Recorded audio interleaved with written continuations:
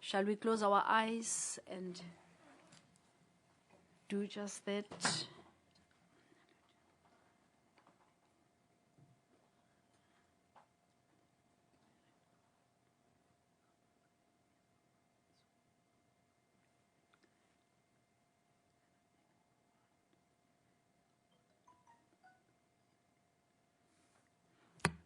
Amen.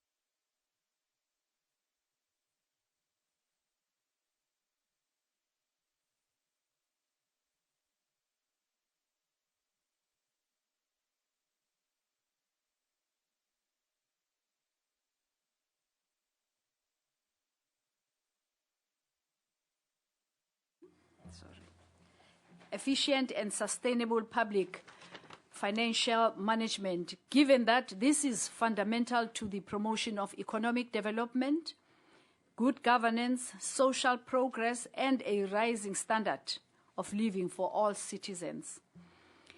As we deliberate, the intention is to explore and formulate concrete proposals that will ensure our efforts at radically transforming our society is realized.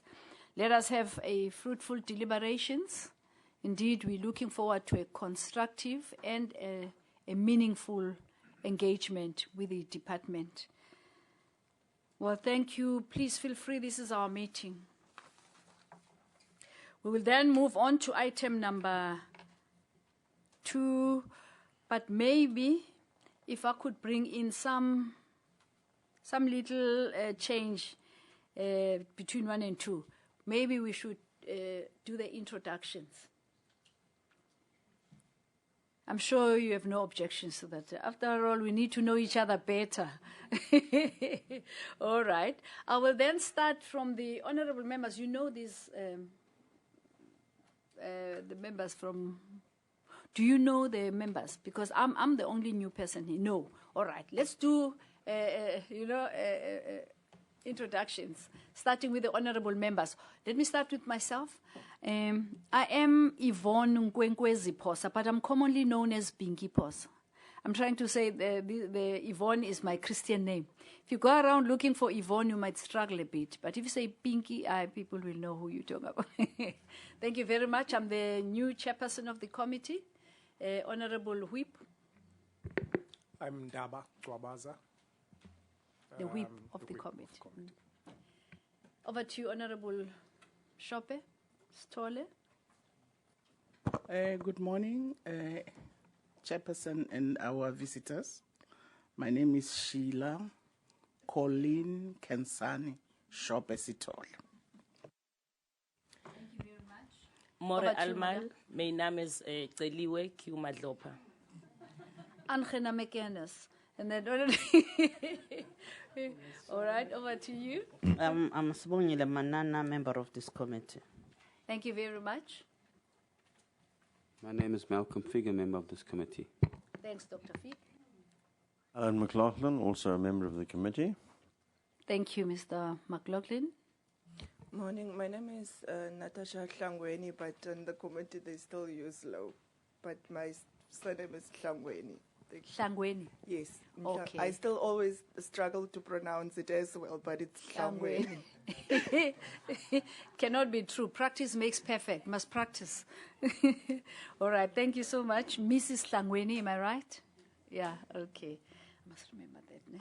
All right. We will now move to this side. Over to you, Madam.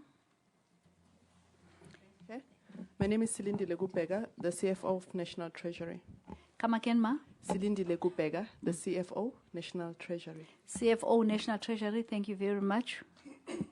Good morning, honourable members. I'm Lindy Bordevig from the Accountant General's Office in National Treasury. Thank you, ma'am.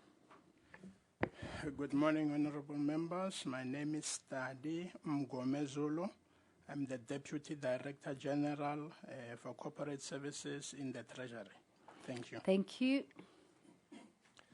Good morning, honorable members. My name is Luyanda Manguku. I am an audit committee member. Chairperson? I'm representing the chairperson. The chairperson couldn't make it today, but I'm representing her.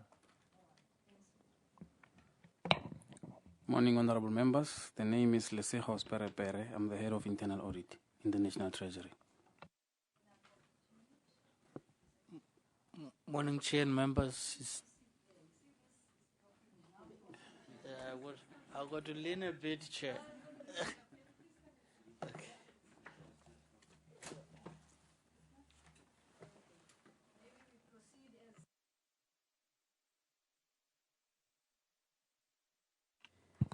Cindy August, I'm the head of the Parliamentary Office, Ministry of Finance.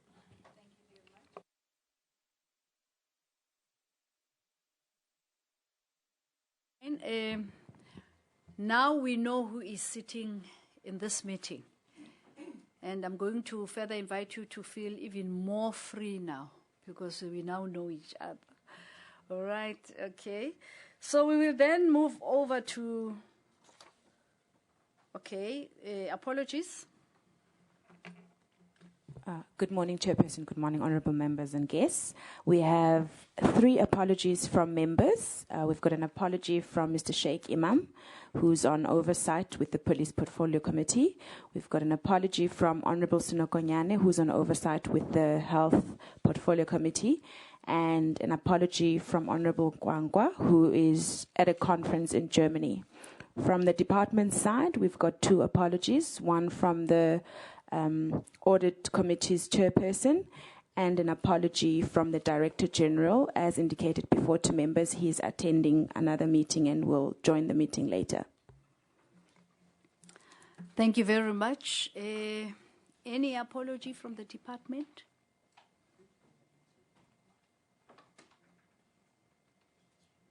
I know that we received... Come again. I think it is to reiterate what your secretariat has mentioned. This delegation is to be led by our Director General, Mr. Lungisa Fuzile. As honorable members may be aware that there is a Treasury Committee in progress. Yes. He is in that committee with Cabinet, but he will join us as soon as he is done. Thank you. Any apology from the ministry? because we expect also the political heads to be here. It's either the minister or maybe he delegates the deputy minister. It's very important that they also come to these meetings. Honourable Chair, on behalf of the Minister is in the same meeting as the Director General, and our Honourable Deputy Minister Jonas, he is abroad. He left yesterday for a meeting in Addis Ababa. So, that's apologies. Okay.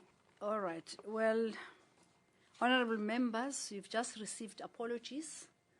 I now hand over to the members to... Okay. Honourable Dr. Fick and Honourable Mrs. Lowe, I must still practice your surname, and then I can... write it down. Okay. Chair, thanks. Madam Chair, I know the next step is to now accept these apologies. Now, we know that where the minister is and the deputy minister is. Now, that's not what we asked for. We wanted an apology. So, if the apology, and I believe that the apology should be in writing, and that's the only apology that would be acceptable. And that's in my view. Thank you. Okay. Honourable Lowe. Thanks, Chair. I really don't. I find it strange that every time it's now it's become a pattern that we have apologies of such nature, of DGs that are attending other meetings and so forth. So I think because this is a hearing, and I would have think that this hearing takes priority to any other meeting. And I just feel somehow we are taken for granted as this committee on the Appropriations Committee, that seemingly they can just apologize and not attend to our meetings, and another meeting takes priority. So I really think, Chair, you and the WIP needs to start communicating to Cabinet that it's really uncalled for. Our meeting also takes priority, and it seems it's becoming to be a pattern. And if we're not going to put a stop on it today, it will continue. Thanks, Chair. Thank you, Honourable Lowe. Honourable Dr. Madlope. No, thank you very much, Honourable Chair. I agree with Honourable Lowe. However, I think when we came to this meeting, we got an apology very early for the DG. We even discussed in the committee whether we must continue with the meeting or not. We ended up agreeing ourselves to say that we have to agree because he will join us late. So I agree with her sentiment, but to this particular meeting, we knew that the DG won't be here. Thanks. Maybe I should apologize for Honourable Lowe. When we received the invitation, it was read in the previous, not even yesterday, last week. It was read in the meeting, and then we discussed on whether do we stop them or do we proceed. Then there was consensus on us proceeding with the meeting and allowing the DG to join us late. But then we take note of your concern, because you didn't only address this this department, you said all the yes. So we will find a way of correcting that. Honourable, do you still want to, or want to add your voice? Thank you, Chairperson. I just want to say maybe there should be a vigorous communication between our staff and the staff of the departments that we are inviting, so that when they feel that the accountable people are not going to make it, maybe we shift the day, because really the aim of calling departments here is to hold them to account. So it doesn't help us to be deliberating just for the sake of a ritual. We don't want to conduct rituals. We want to make sure that they hear what we feel on issues, and issues get addressed. Many a times, the President has asked us to work differently in this period. And in any democracy, if the head of state makes an appeal, everybody toes the line. But I'm not feeling that. And I would appeal that departments take this work very seriously. Because of one thing, we are talking about scarce resources in a time when economic growth is very difficult. So we are very serious. We'll follow the money in this. And we don't want to be trying to, we want to make it happen. Thank you. Well, honorable members, do you want to have a second bite? Yes, sorry, Chair. Just to get in. The reason why we are saying we want also the DGs here, because look what happened in the case of basic education, where we as a committee have found out some problems. So there and then we give him recommendations, and he would have said, okay, fine, I will take the decision, I will release a press statement on the teachers that was not paid. So now it's not that we are saying they don't know their work, or they, because what we are going to give to them here, they will still have to go to the head of their departments and ask them, will we be allowed to do that? But when the DG is here, he can immediately take the decision and say, fine, we will investigate it. It's not, we don't in any way question their skills or their qualification in particular to give us the answers, whether we're gonna whatever we're gonna ask them. But we really have to put emphasis of that the accounting officers needs to be here. Even at least a deputy minister as well. They need to be here. Thanks, Chair. Take your points. Honourable members, I really will be happy if you can now make progress. Proceed with the business of the meeting. Agreed. Agreed. Thank you very much. In terms of our agenda, we are now on item number 3, which is presentation by National Treasury. Over to you. Thank you very much, Chairperson. We did circulate the first set of our presentation as per the timelines set by the committee. As you would have noticed, that was a more detailed presentation. Subsequent to that, we have shortened it. Suffice to say, we have not changed anything that we said in the longer version.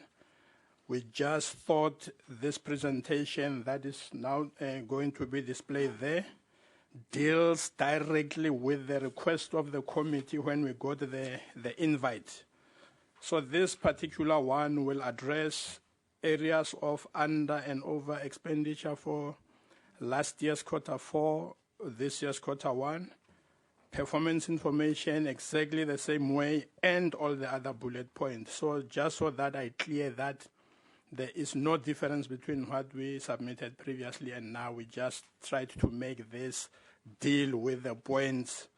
And as the committee have requested to stick to a maximum of 12 pages, which is a difficult task.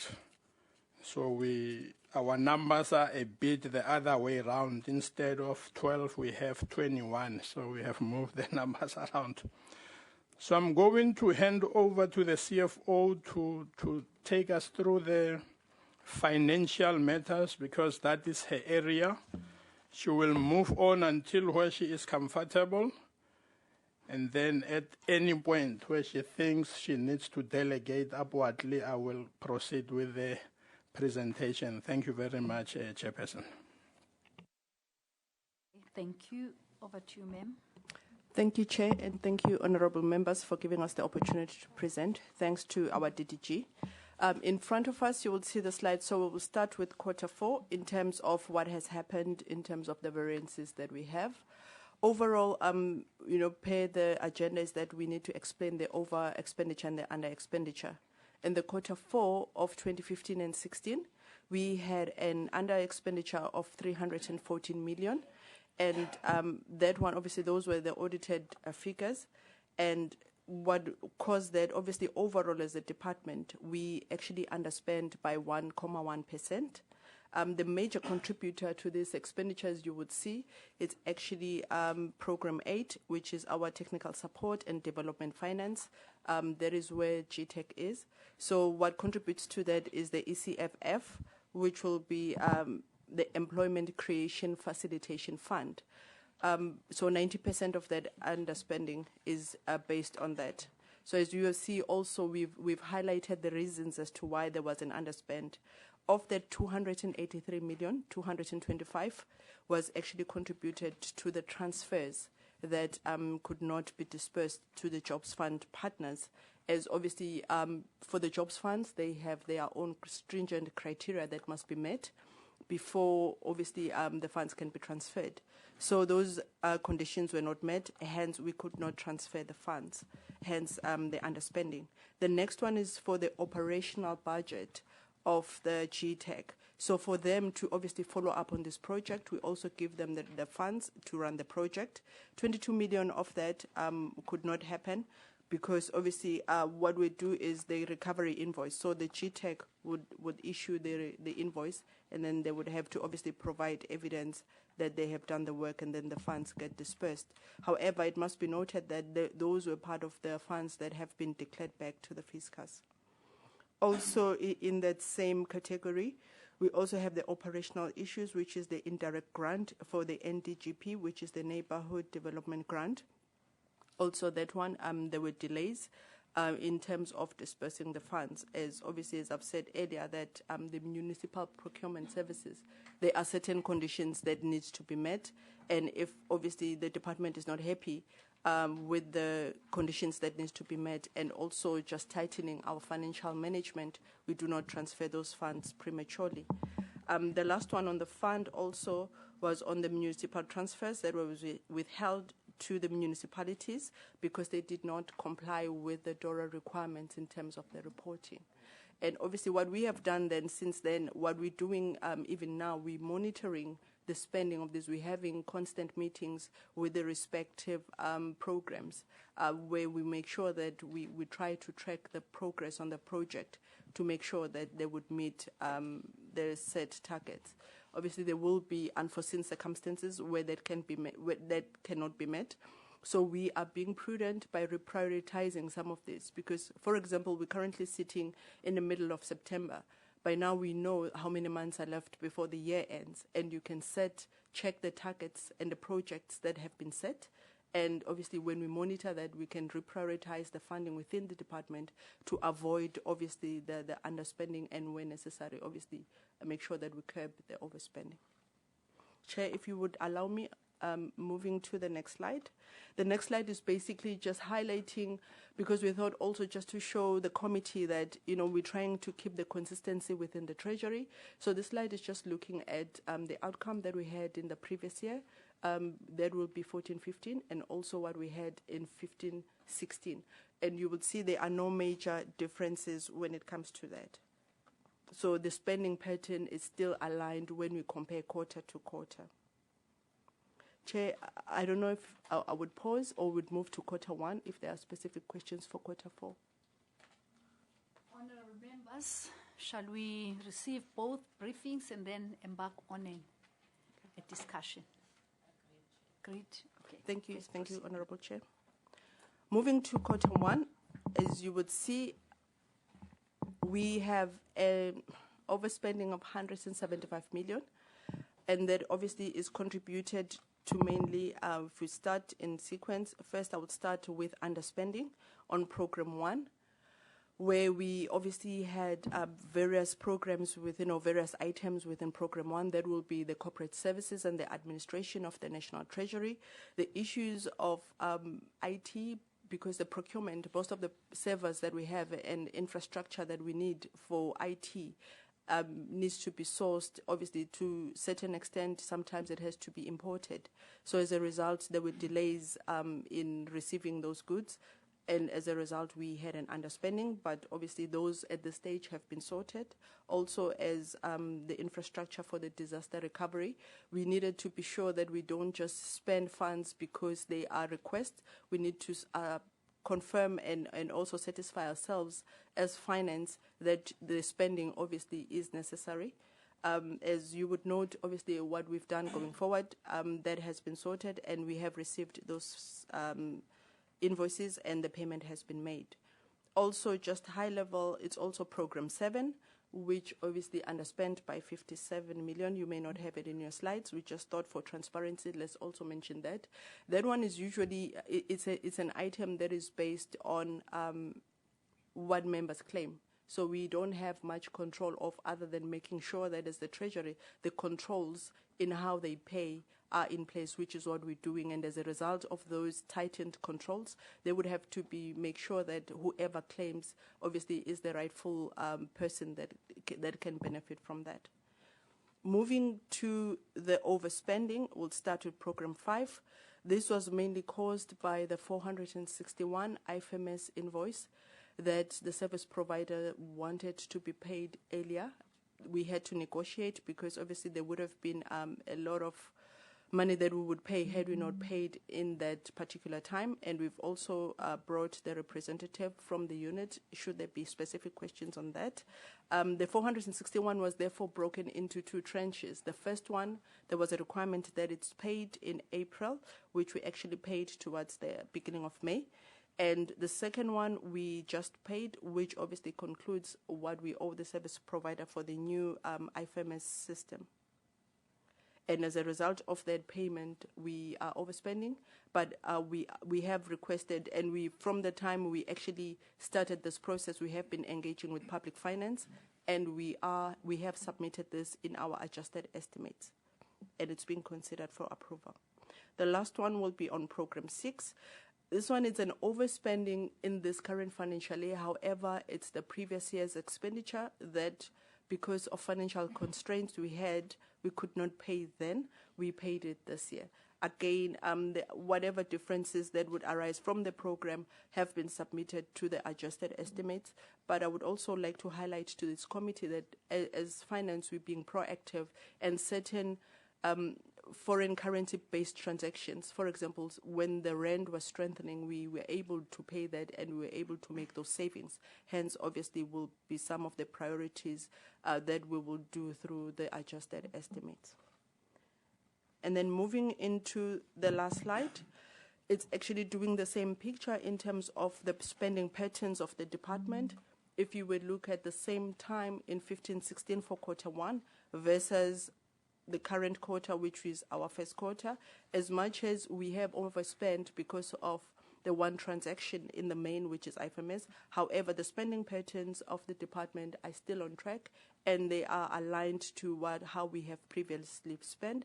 And obviously, because now of the cost containment measures that the department is also embarked on, we are saving quite a bit than when we have last year. As you would see that some of the spending, for example, in last year, we were already 50% in this quarter, but you would see that also as well as 24% for the financial intelligence that was transferred. However, this year also, if you look at the spending patterns, that we are spending lesser than that simply because we're monitoring how we're utilizing the funds.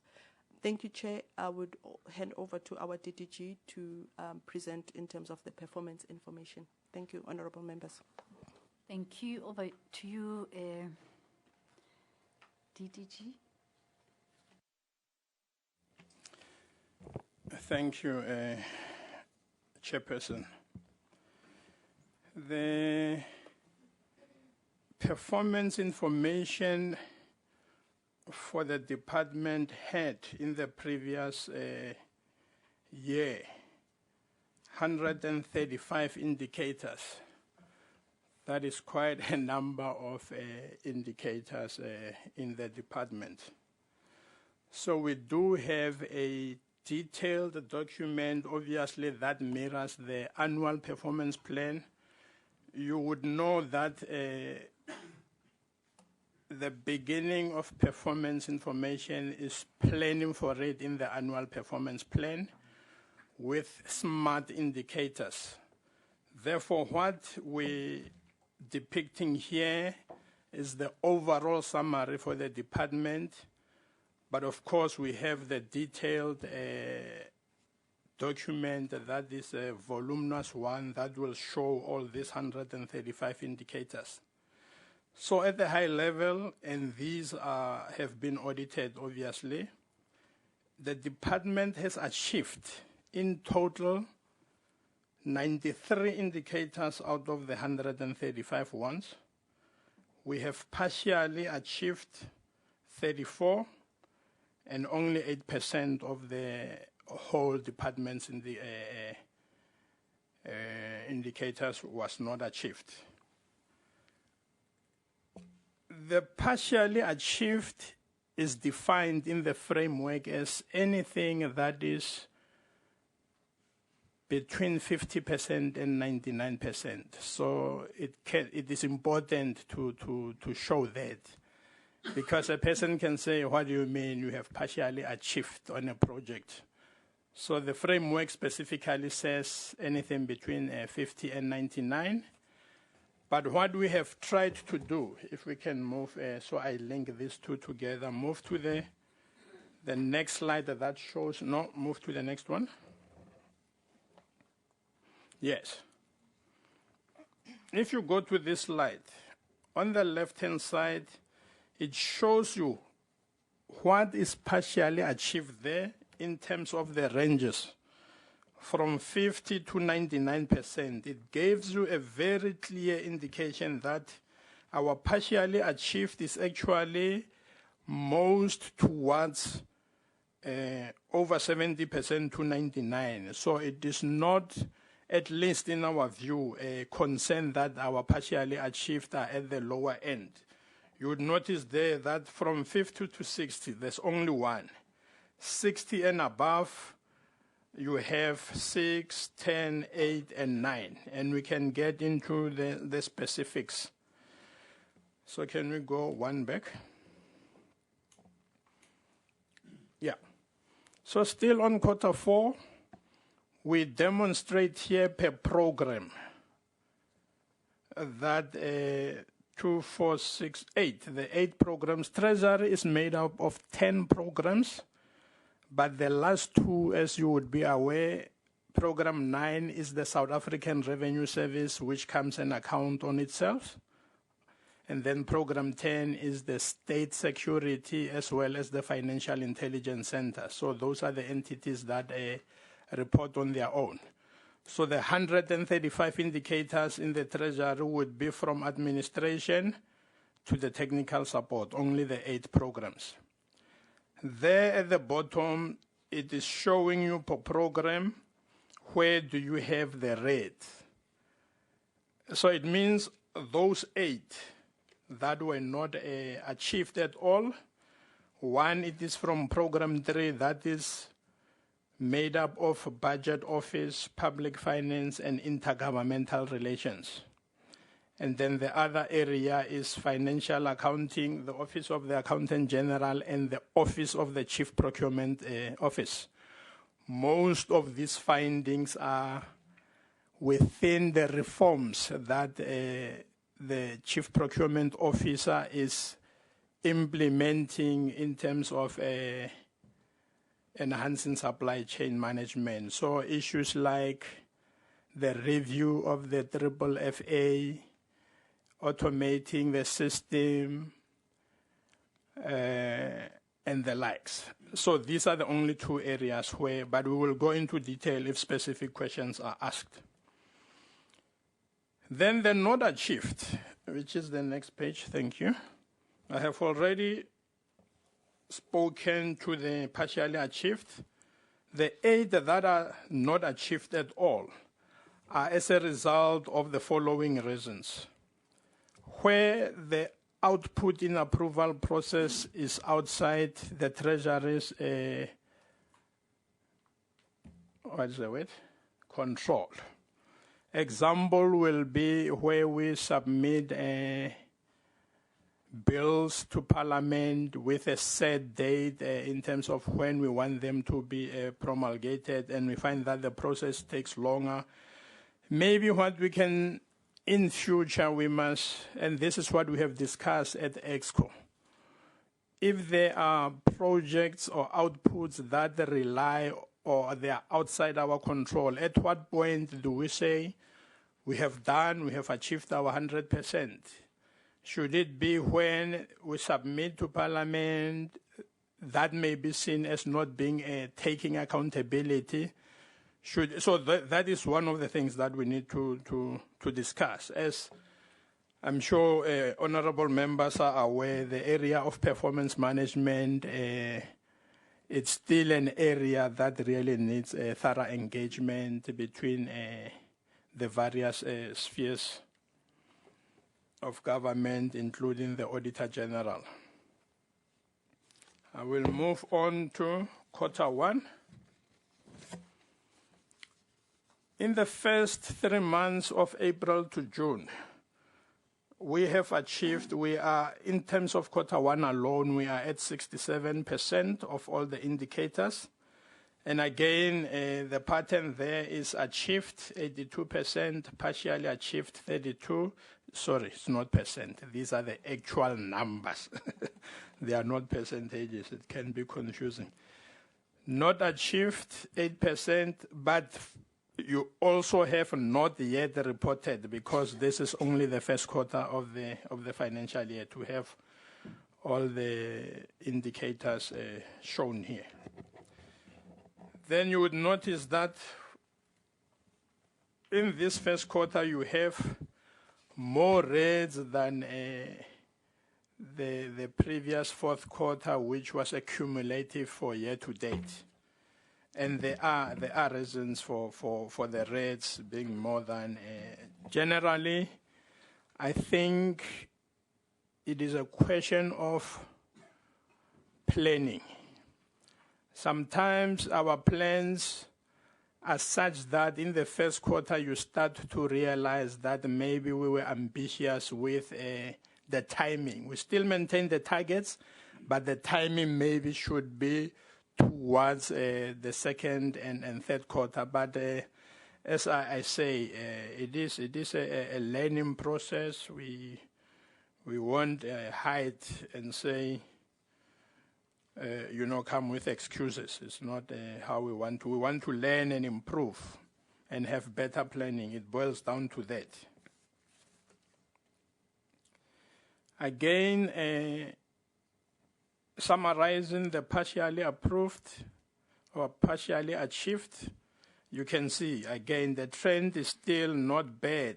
You have your 11 and 13 in the 80s and 90s. Your 50 is just only 3, and then 61 to 72. Below the next slide is more about the reasons why we could not achieve some of the targets we set for ourselves in Program 1. I won't go through all of it. I'm sure we will engage it better when we take questions. The first one, as an example, is at the Treasury, we prioritize top secret and secret vetting for people who are exposed to some information that is sensitive. Therefore, we identify the group of people and we set ourselves targets to have them vetted. So for this particular year, our 100% was split across all the 4 quarters, hoping to achieve 25% for each quarter until we reach the 100%. But as you can see here, we're doing very bad. We only achieved 9% instead of 25. Challenges here are the backlog that we have with the state security agency. I think there is progress. However, this process of vetting, more especially at the 2 levels that we have identified, is very detailed. From the completion of the form, the process that you go through, until you are issued with a clearance or not. Which other one? Let me explain number 1 to 3, where we're saying we needed to have 4 provincial visits. we needed 9 provincial visits for a particular program, and at this point in time, we have not really done it because we said that this was for the whole year, but the program was not specific. So we still say in a specific year, we need to have all these 9 provincial visits, but in the first quarter, nothing has happened. So this 9 is across the year. It's not just for quarter 1. So maybe we need to be more specific as to how do we spread the 9 visits. That is just one example. The other one that says not applicable in this quarter, it was a knowledge sharing of internal audit and risk management. We said 1 for the whole year, but we did not specify which period exactly. Hence, not applicable in this quarter. But this must happen in the year under review.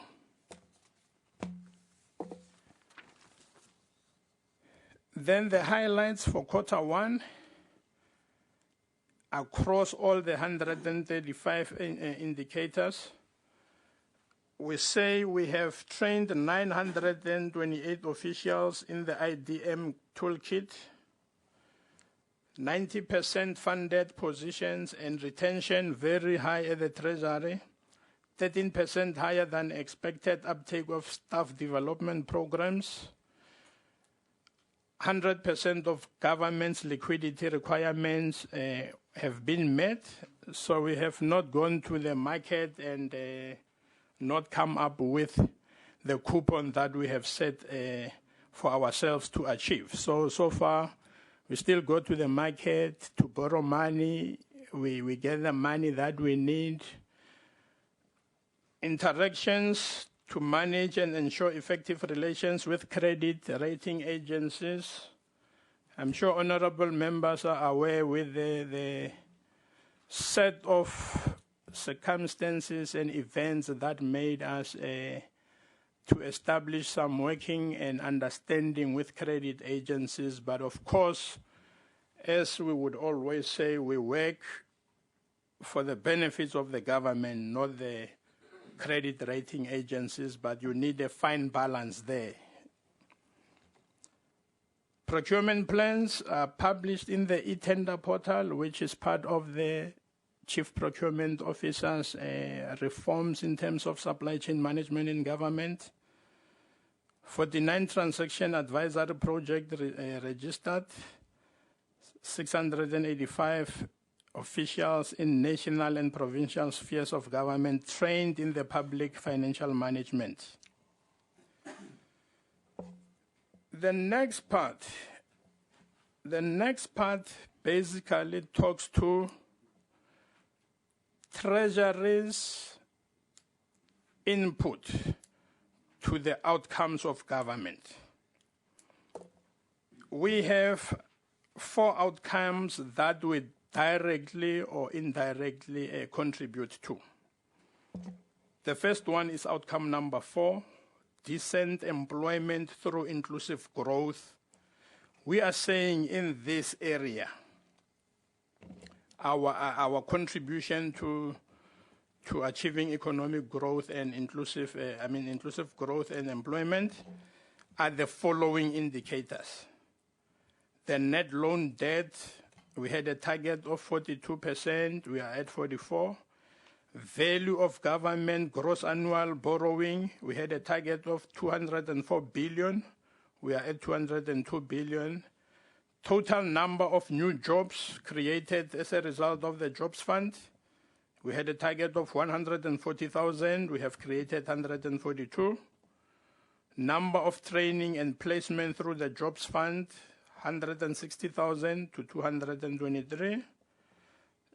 And the other area of the Jobs Fund. So this will be more deliberated upon when we do the Jobs Fund presentation, as was requested in the invite, progress of the Jobs Fund itself.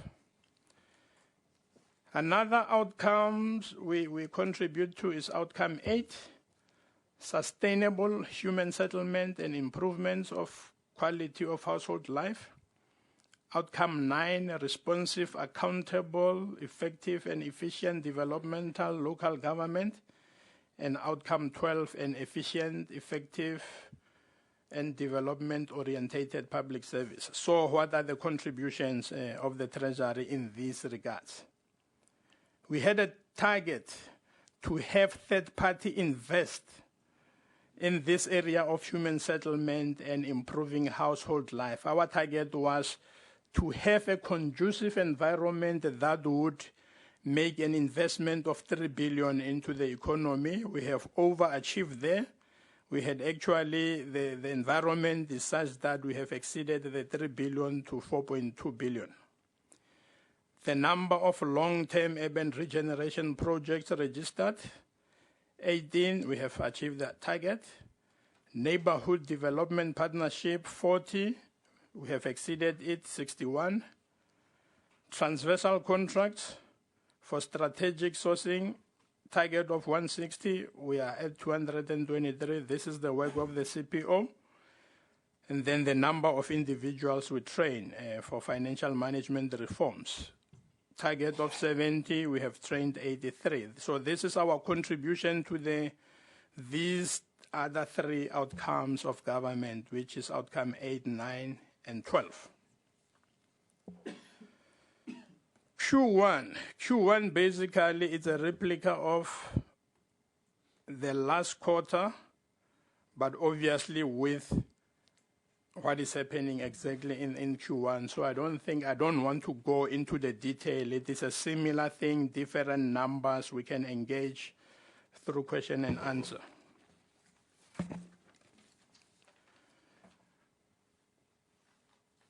Then the last but one part is performance of conditional grants. The request from the committee was that we should detail underperforming conditional grants that are administered by Treasury. In that regard, we have 4 specific conditional grants relating to local government that are administered by Treasury. The first one is the Local Government Financial Management Grant. That is the FMG. The second one is the Integrated City Development Grant that we call ICDG. The third one is the Infrastructure Skills Development Grant, the ISDG. And then last but not least, the Neighborhood Development Partnership Grants. So these are the 4 grants that are administered by us in the sphere of local government that are conditional grants. So where are the areas of underperformance in these grants? I'm going first to the financial management grant. We are under spending by only 3% in the financial management grant. So we have used this grant appropriately to train, to enhance skills in local government financial management. These are the numbers of the capacity building initiatives, and that has resulted in better audit outcomes for local government. The 3% is the underperformance in this part, and I guess that's what the committee was interested in, to say, don't come here and sing your praises, tell us where you have challenges.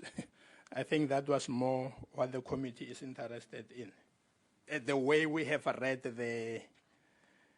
the brief. The next one is a bit the Integrated City Development Grant. Here we have a huge challenge in the sense that underperformance in this particular one is at 79%.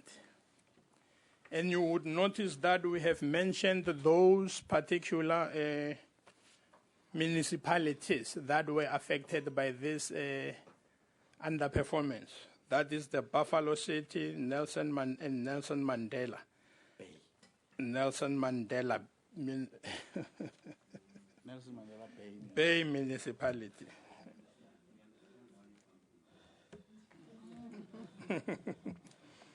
And then the other municipality was the city of Tshwane due to lack of understanding of the integrated city development grant. The infrastructure skills development achieved 99%.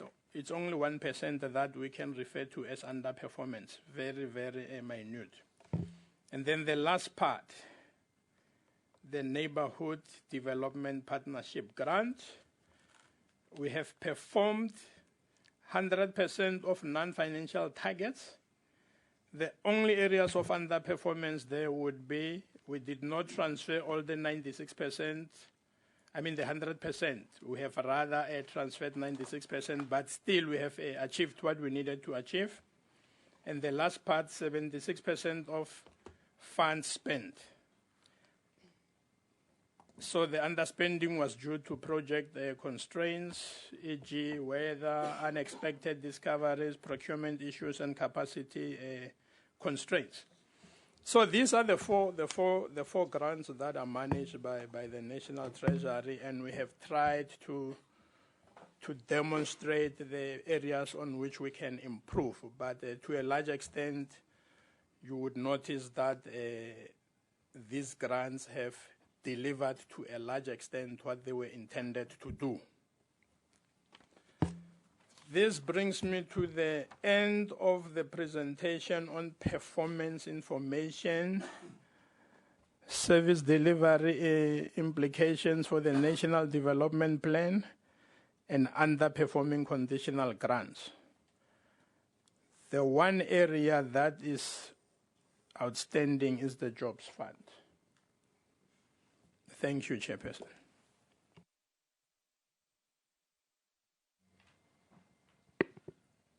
Is there anyone who's going to be talking to the Jobs Fund?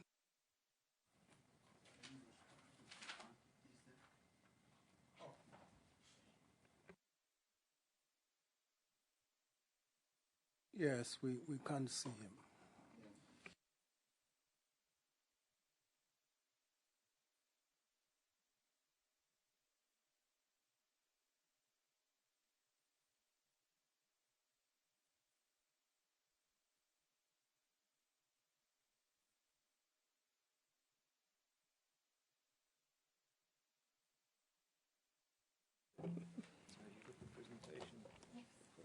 Yeah.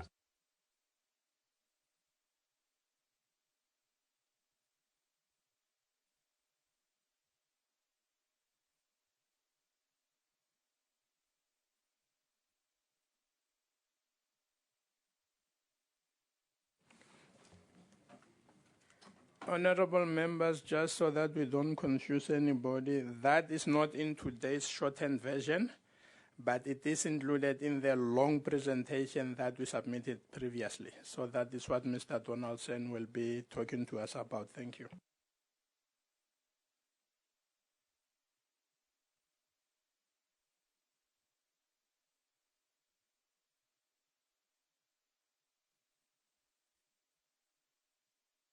Which operates through a series of calls for proposals and then allocations to projects. There are 5 calls for proposals that are now in the implementation phase. There is a 6th that is currently being evaluated by the Investment Committee. So here's a summary of where the program has got to. There are 6 funding rounds up to now. A total of 104 projects that have been approved, and 97 of those are being implemented already. Following approval by the Investment Committee, there's a process that usually takes a few weeks or a few months in contracting, because these are quite large allocations of money to NGOs or to businesses, and so the details of the contracting are quite important. 5.5 billion in allocations to the portfolio, and these are all projects in which the project partners are expected to contribute from their own resources in various ways, and so there's a further 6 billion. So there's just under 11 billion that is committed in the projects, the 90-odd projects that are approved to date, 100-odd projects that are approved to date. Disbursements take place over a period of time. Most of these projects undertake to implement over a 3 or 4 year period. Private sector partnerships, 44, so just under half. NGOs and some public sector agencies are project partners. The original job creation target of the program of 150,000 jobs has already been exceeded by the commitments in existing projects. But of course, you have to wait till the project is completed before you really know what its impact has been, and so we track those numbers quite closely. But over 150,000 people have benefited from training opportunities. There are a number of internships and short-term job opportunities that have been created. Permanent jobs, longer-term jobs are the main objective of the program, and most of these new opportunities go to young work seekers. Over half also go to women. And there's a range of salaries and remuneration attached to jobs, but as you can see from the data here, these are for the most part work opportunities, not at the top end of the income distribution. That's not what we're aimed at, but they are secure and work opportunities within an income range that is comparable with the services sector or the more labor-intensive parts of manufacturing. Quite a large number, over 12,000 small and medium-sized enterprises have benefited through the Jobs Fund support to its enterprise development program, and disbursements on enterprise development are approaching 2 billion now. Here's a summary of the data. Some of that was in the original slide, so I'm not going to go through all of that again, but it just gives you a summary table of the performance of the program so far. There is a predominance in project partners of Gauteng and Johannesburg-based organizations, but not all of these are just focusing on job creation in the Gauteng area. So there are a number of, and the Jobs Fund is seeking partnerships with larger organizations that have a broader geographic reach.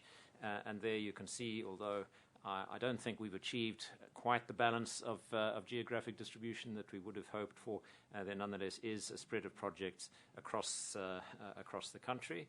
And in respect of job creation, that's what the picture looks like. The Free State and the Northern Cape not well represented in job creation projects so far. But I think it's important to remember here that the agriculture round, which was only completed early this year, it was the round that was undertaken last year, is only now beginning to come through in the numbers. Quite a wide range of economic sectors that are represented, but you can see how training activities are an important and substantial part of the program, and now with the completion of the agriculture round last year, agriculture is the largest sector in which there are projects in progress.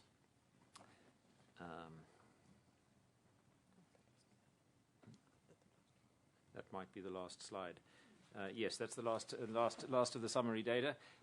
May I say, Chair, in conclusion, that the Jobs Fund is a substantial intervention. It's spending now around R1 billion a year. The disbursements are not even during the course of the year, but most projects receive disbursements on a quarterly basis. And as new projects come into the program, so the disbursements pick up. Spending last year was just over R1 billion. It's or just under R1 billion. We're expecting to disburse about that this year.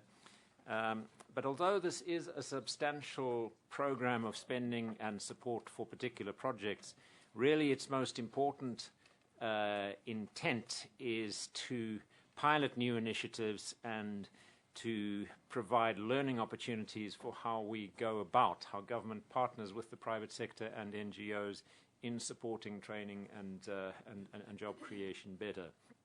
And it's early days still, but we have undertaken evaluations of the first and second rounds of programs.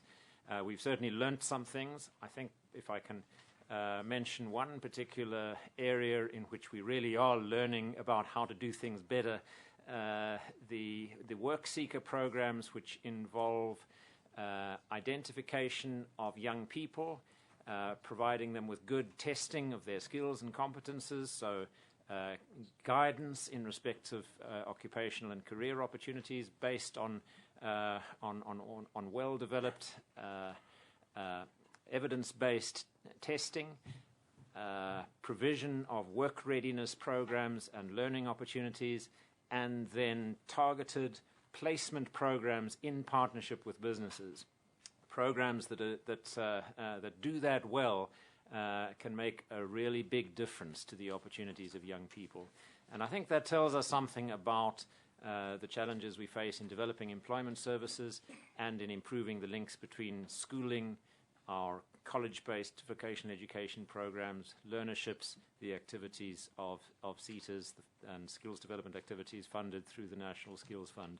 And so as we learn the lessons of the projects that we've undertaken through the Jobs Fund, so we're beginning to work with the departments involved to look at how government activities, in particular in this area of work readiness and the interface, the flow from schooling into work opportunities, can be improved. And there have been some quite exciting, quite large projects that are scaling up, that are providing opportunities like that to 100,000, 150,000 young people a year. We will have to start looking at how those are funded on a more permanent basis, a sustainable basis, once the Jobs Fund comes to an end. And that's part of the work of the next few years in the sort of second half of the life of this initiative. Thank you. Thank you very much for the presentation. Well, I take it that we have now received all the presentations, and honorable members, I know you've been listening carefully. I'd like you to reflect on the presentations. Let's start with the first one, your fourth quarter and your first quarter financial performance reports.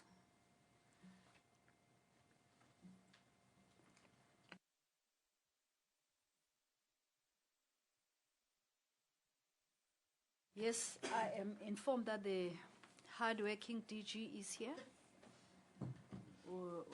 Welcome, DG. I don't know if you have anything that you want to say to us before we engage on a robust debate on the presentations that we got from your department. Thank you, Honorable Chair. Nothing save to apologize for being held up, but we're dealing with the adjustment budget process with the Treasury Committee. So, at your... Okay, thank you so much. We received your apology last week, which to me displayed professionalism, informing us about this, and it enabled us to discuss that correspondence in the meeting and get a consensus on you joining us late. Thank you very much. Honourable members, over to you. Let's reflect and engage in a constructive and a meaningful engagement.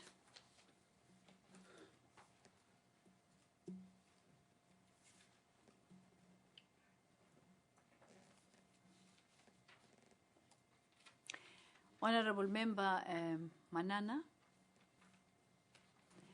Honorable Member Dr. Fik, Honorable Member Low, and Honorable Member No, thank you very much, Chairperson. Let me first start by welcoming the presentation from Treasury. There are a few questions that I would like to pose. The first one is with regards to the first quarter, the fourth quarter, with regards to the South African Post Office.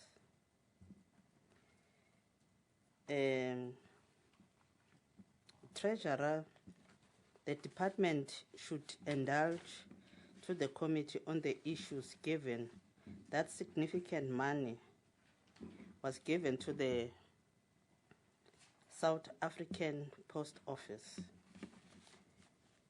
As far as the Treasury is concerned, what is the state of financial and operational affairs at the South African Post Office?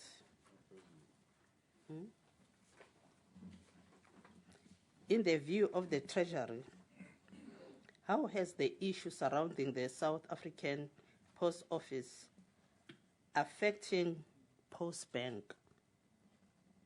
If I may find out from Treasury, do you think citizens are still keen to invest in the Postbank?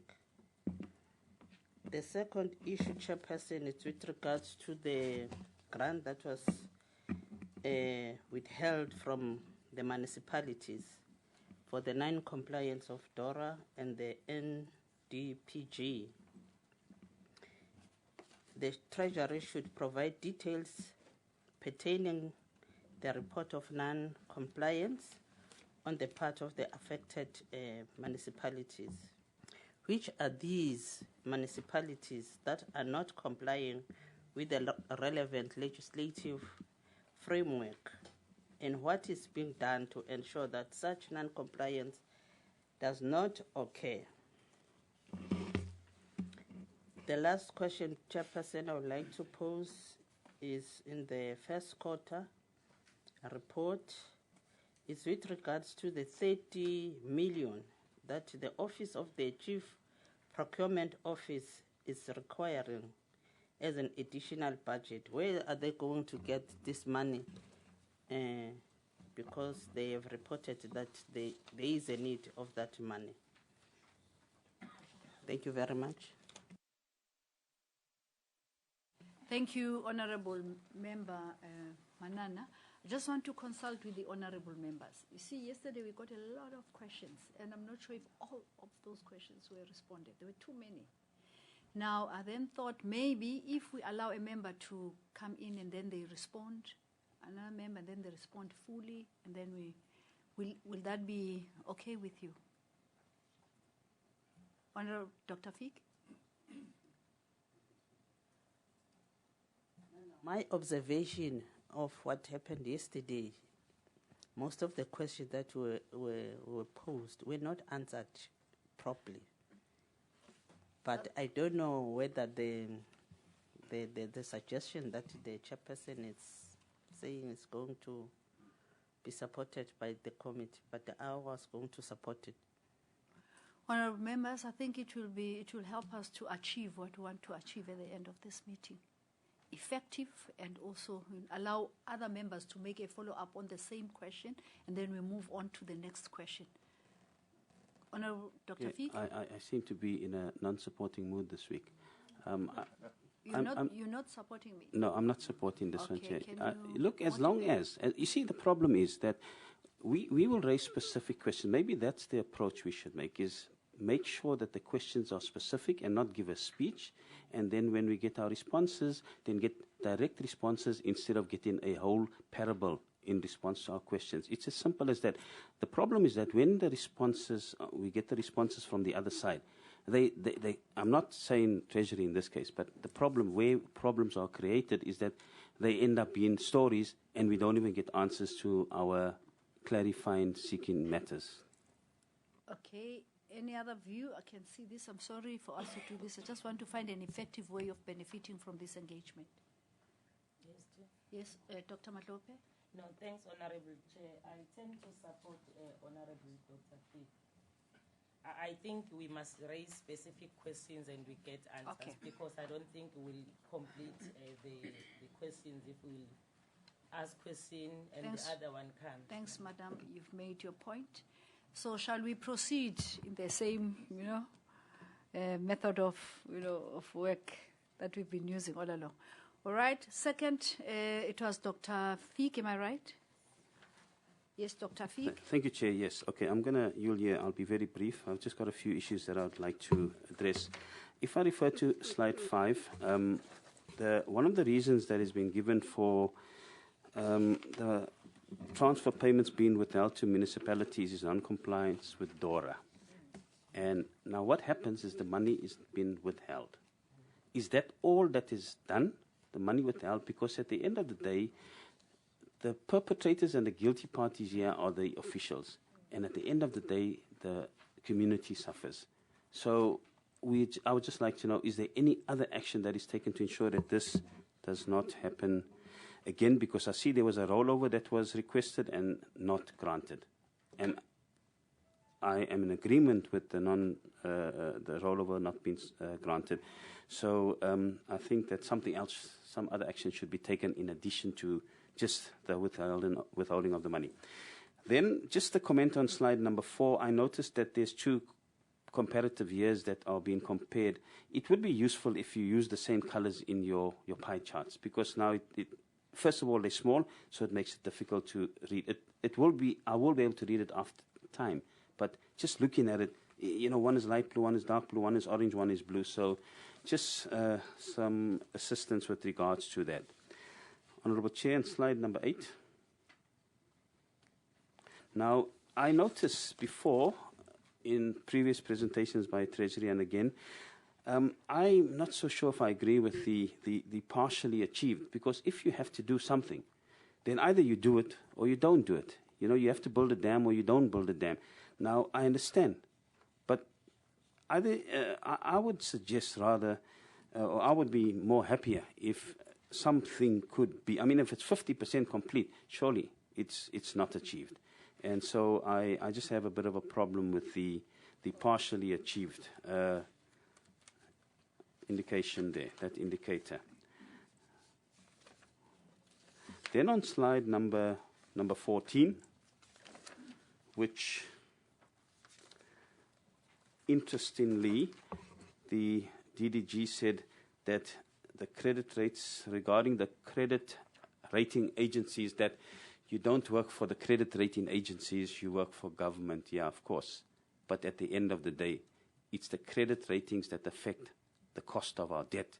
So we have to consider the credit rating. So I have a problem with that statement that has been made, that we don't work for the credit rating agency. Agreed, but it affects the cost of our debt. And as we all know, that the cost of our debt is spiraling out of control. So we need to ensure that we have a good credit rating. I see in a recent report, Honourable Chair, that again, the credit rating agencies are looking at our SOEs again. It's going to affect the cost of our debt, because ultimately, even though it's the SOEs that their credit rating has been downgraded, well, possibly, guarantees are issued by the state. So ultimately, it affects the state. Honourable Chair, slide number 15. I've got 2 more. No, that's slide 15. I beg your pardon. Slide number 18.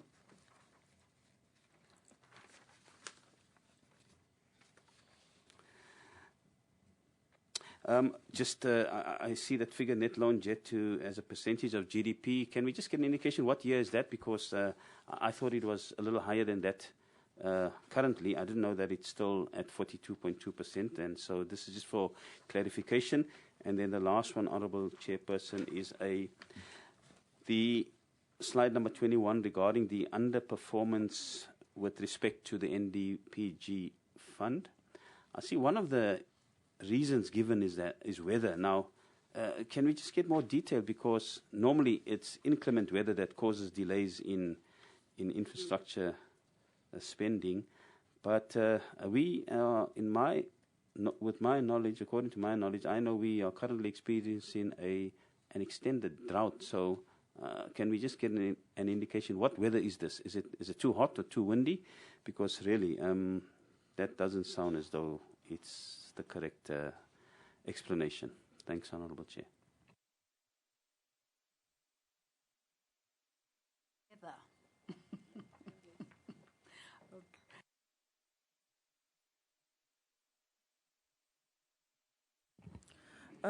Thanks, Chair, and thank you to National Treasury for the presentation. Some of my other questions was covered by my previous colleagues on the one of the funding that was withheld, so I won't go into that one. But I'm going to ask you, refer back to your slide 3 on my one, and I think it's the first page. Slide 3. On top, you say the payments of capital assets for the procurement of infrastructure systems, server within the ICT unit, and then your remedial action, this can be avoided by procuring assets on time in the future. But now, I read the remedial action, but why was the assets not bought anyway on time? So I think that remedial action there doesn't hold water. There needs to be consequences for the individuals there, because to give a weak remedial action like that, I really think that remedial action doesn't hold water for us. So I think I will have your indulgence in that one, please, if you can explain to us. And then on slide 6,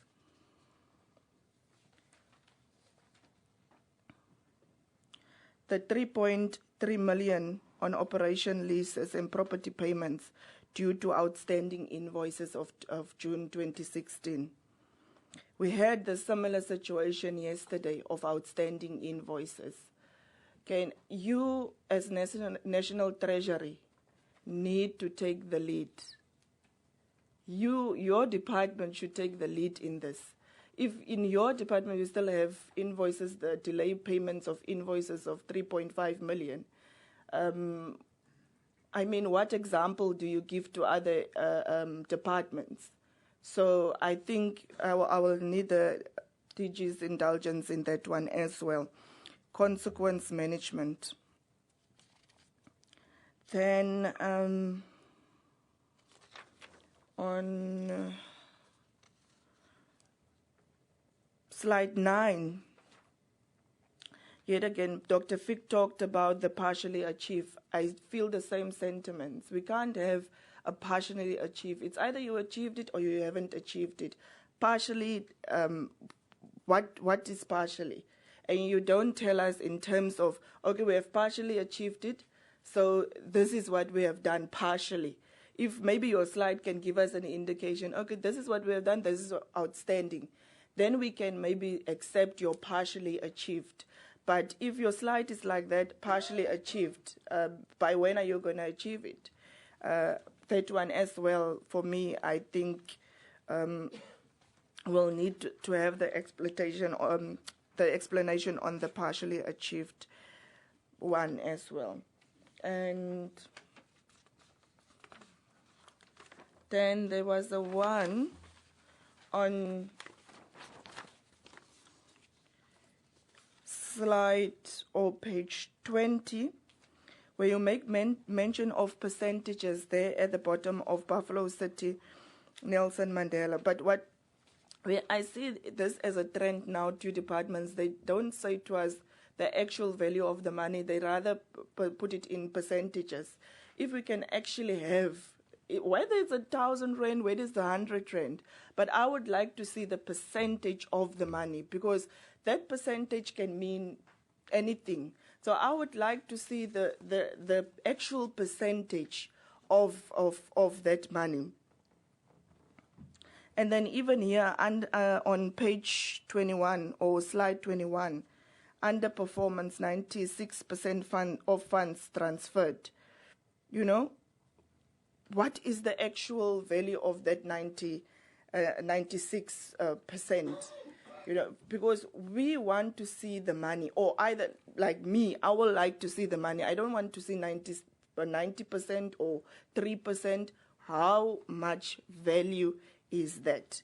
Because when we're going to go and debate it in Parliament and in the National Assembly, we don't talk about percent, we talk about the money, the actual total of all of this. So I don't know what is the new trend of the department to report to us, Chair, in percentage and not the actual value of the money. Thank you, Chair. Member will now call upon Honorable Member Dr. Madope. No, thank you very much, Chair. Thanks for the presentation and welcome to the DG. Honorable Chair, I want to echo my concern also on the slide number 3, around the 23.4 million that was withheld to the municipalities. My concern, Honorable Chair, is one, is that when the money is being allocated or indicated to the municipality, they do the IDP, telling the people that this is what is going to be happening. And then at the end of the day, it's not happening. Maybe that is why sometimes we have got these service delivery protests, because the councillors go to the communities, they do road shows on IDP, do road shows on the budget, and all of a sudden is withheld, which affects service delivery, which affects job creation. I want to check, the Constitution of the Republic is clear that the national government, provincial government, have to assist the municipalities. It's not the first time that the Treasury is withholding the money for the municipalities. What are the intervention for the Treasury to assist the municipalities so that in future they are not withholding the money, because it's constitutional that they need to assist the municipalities. But all the time we hear about withholding. Is the Treasury following the money where it's going to check on time before they withhold the money? Secondly, Chair, I want to check here the issue of the allocation of 266.8 million allocated to the Integrated City Development Grant. Can the department share with the committee the information pertaining to the impact of this grant? In which metro is the grant making the most notable impact? And what is the lifespan of this particular grant? If we can share with us. Same with the local government financial management grant. Also, whether it is making any impact, because we see that they have spent, all the municipalities spent it. But is there an impact on those particular grants? Maybe, Chair, allow me to take this opportunity because the DG is here. It's not part of the presentation, but I'm just taking an opportunity that the Treasury is here.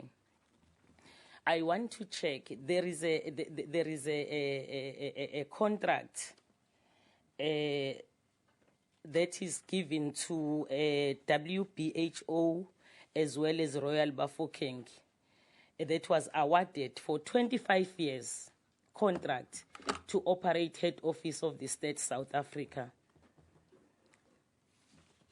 One of these companies that is here, which is WBHO, is part of the 15 companies that was fined by the Competition Commission. I want to check how come that they are still giving the government work, since they were found to be part of those companies that was fined. And also, why is this particular contract is 25 years? When we are talking about the job creation, I'm saying this because the Treasury does oversight of all the budget that is going out, even in the contracts. You know, if you can just have 25 years of a contract just to operate head office of the state South Africa, really, it's something to me that is really unacceptable, because there are a lot of people that can be employed, and this particular contract is long if it is 25 years. But if you don't have the answer now, because it was not part of the presentation, one will be pleased to get that particular answer. Thank you, Chair. All right, thank you. I will now call upon Honorable Member McLaughlin, and then I want us to allow the department to respond, and then we have another round, so that we don't miss out on some of the, because when there are too many, we also are creating a problem for them. Agreed? Agreed. Thank you very much. Honorable Member McLaughlin, thereafter we will then hand over to the department to respond. Then we'll have another round. Thank you, Madam Chair. I will try and keep it brief. Just by way of a comment, I know that because we asked for this to be done in as few slides as possible, often that leads to some brevity and conciseness, meaning that things aren't always that easy to understand. And so maybe we're the authors of our own misfortune to an extent here. But if you'd bear with me, I have a few questions on the clarity. What is meant by what you're saying here? In slide number 5, under 6, which is international financial relations, we have a variance there of minus 110.5%. My question there is this as a result of exchange control, exchange rate fluctuations, negative exchange rate fluctuations? And if this is the case in the first quarter, is this going to be addressed in our medium-term budget? Are we going to try and cater for this in future? Because it seems to crop up very often that whenever we're spending money offshore, we suddenly fall terribly short, because we seem to think that there are not going to be any currency fluctuations, and we always end up on the short end of it. I know two of my colleagues have already mentioned slide 8 and the partially achieved aspect. I just have a slightly different take on it. When this is a quarter 4 year to date performance achieved, so by the fourth quarter, presumably the target set is for the whole year. So we're talking about an annual target and your performance in the fourth quarter. I'm not sure whether you're just reporting to us on what was achieved in the fourth quarter of an annual target, or what was achieved for the whole year of that annual target. Because if it's for the whole year, then obviously partly achieved means not achieved, because it's for the whole year. So if you didn't achieve your target for the whole year, you only partially achieved it, well, then you didn't achieve it, which would mean 42% was not achieved. But I would also like to know, what was it you didn't achieve? What targets were there that were set that you didn't achieve? It's sort of a nice way to just smooth over it, but we'd like to know what you actually failed at. It doesn't tell us. You say partially achieved, and I know it might be an uncomfortable question, but we need to get this kind of information. If you look at slide 11, there you've got partially achieved, but this is quarter 1. And again, my question is, if this is what you've achieved in the first quarter against the year's target, then I can understand that some things will only be partially achieved, because the year is not complete. You've got another 3 quarters to go. So then it's perfectly understandable that you're going to have a fairly substantial partially achieved section. But I'm not sure whether that is what the report is telling us. So I'd like it if you could just expand a little on that and explain it to us. So I'll just find my next slide 14.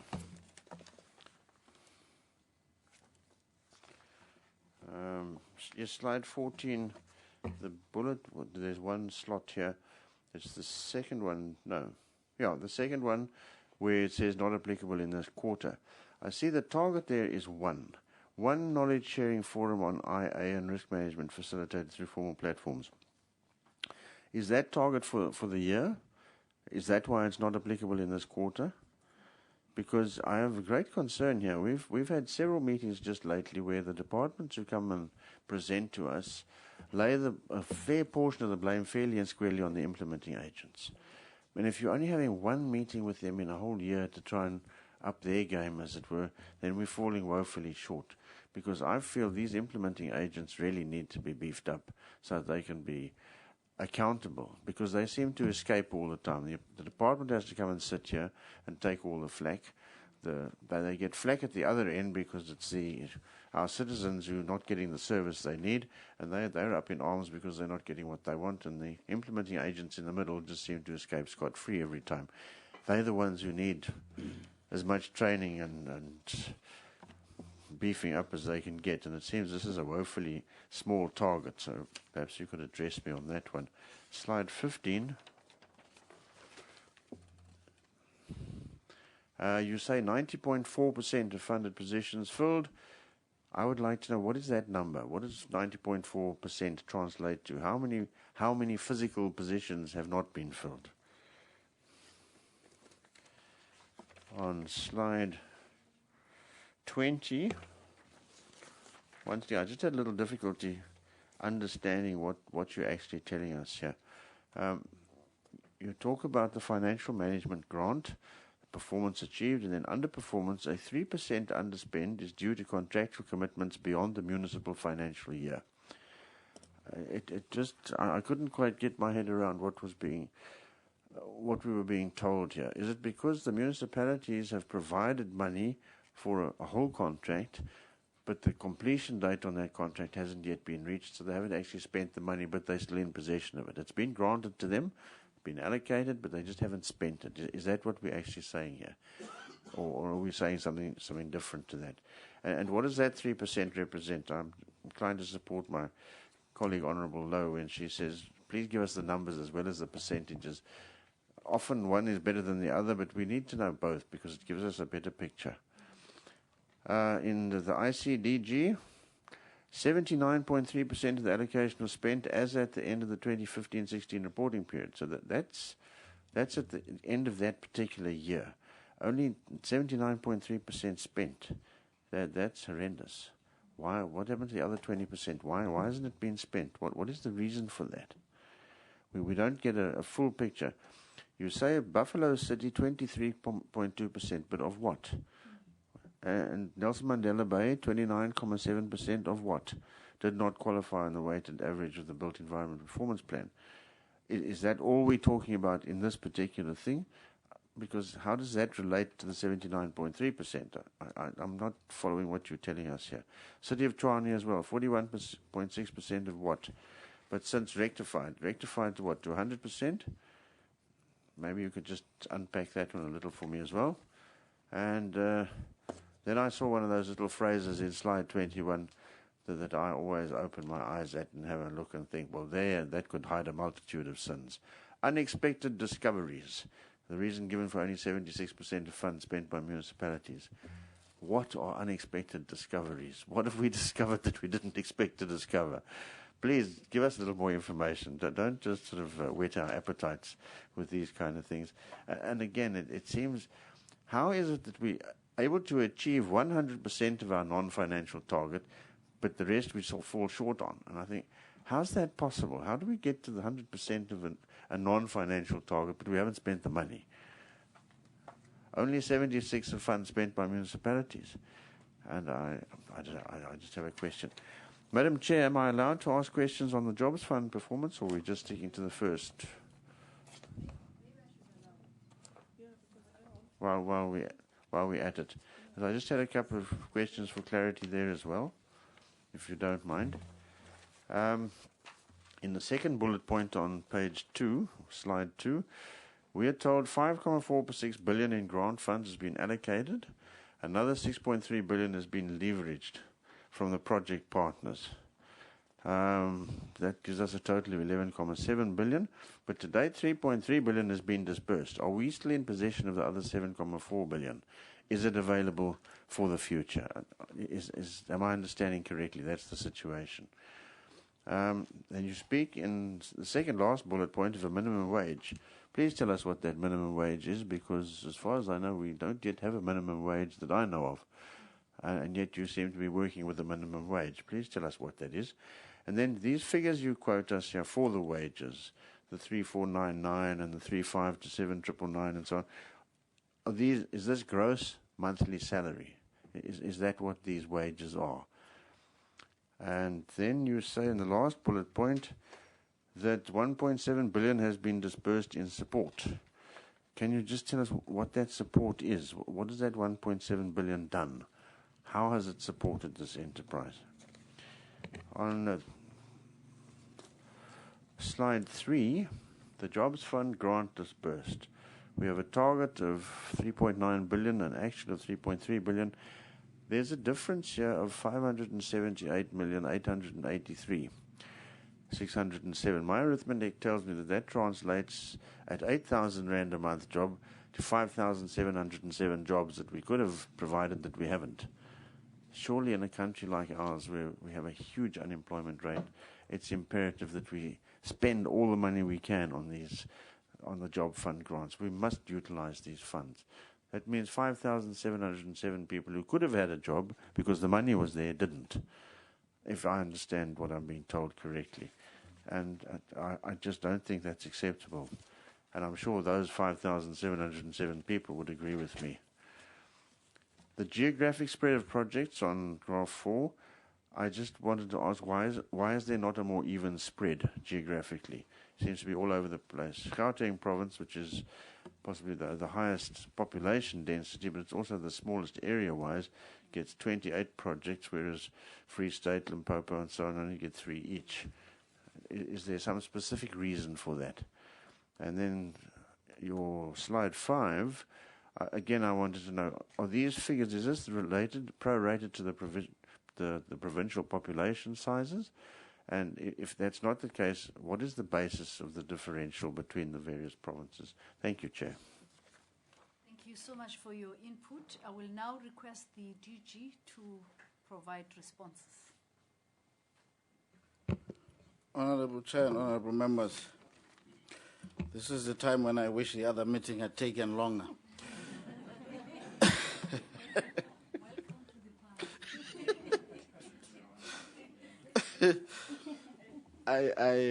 On a serious note, let me start by saying that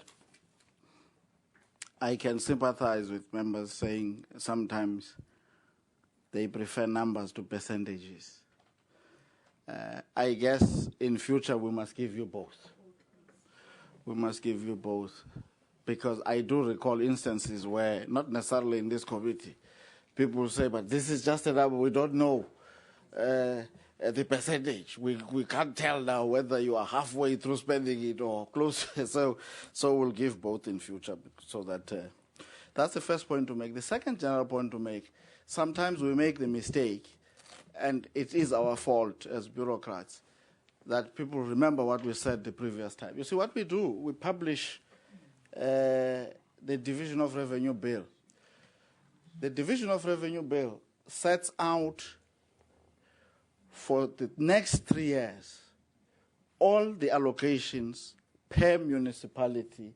So in a way, we then come here, because we work with these things every day, we assume that the members or the support to them would bring the Division of Revenue Bill. We're not going to talk about allocations, because it is now there.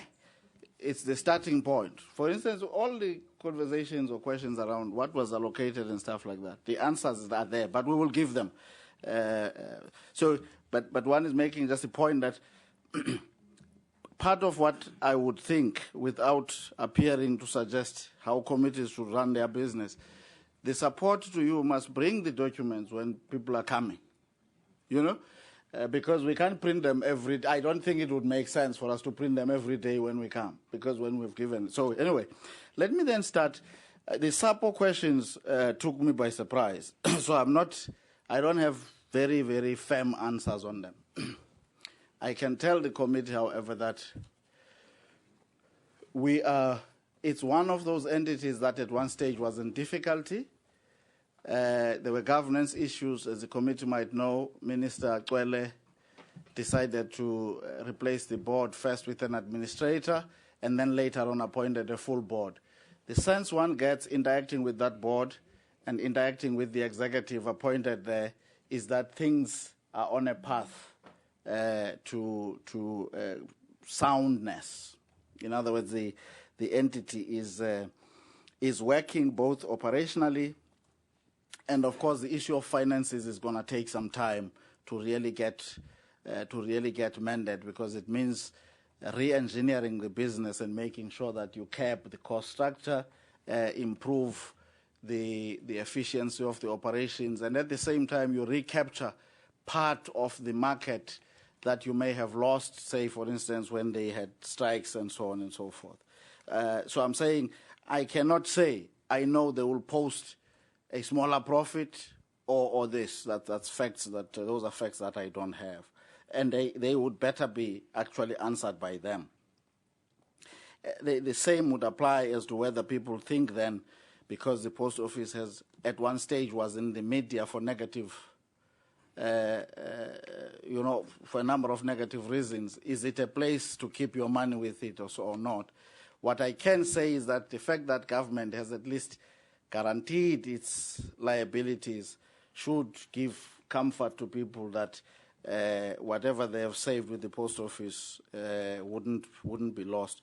In the past, they used to pay higher interest than banks, so it was a good thing to keep money with them. Now, when we withhold grants from municipalities, we do it with a heavy heart, but we do it because the law would have prescribed. The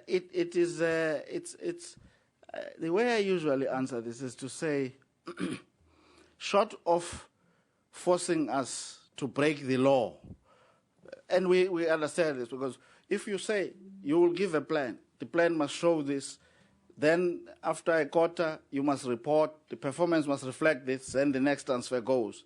Those are the things that, if Parliament has accepted as being reasonable when it processes the bill at the start of the year, we adhere to them during the course of the year.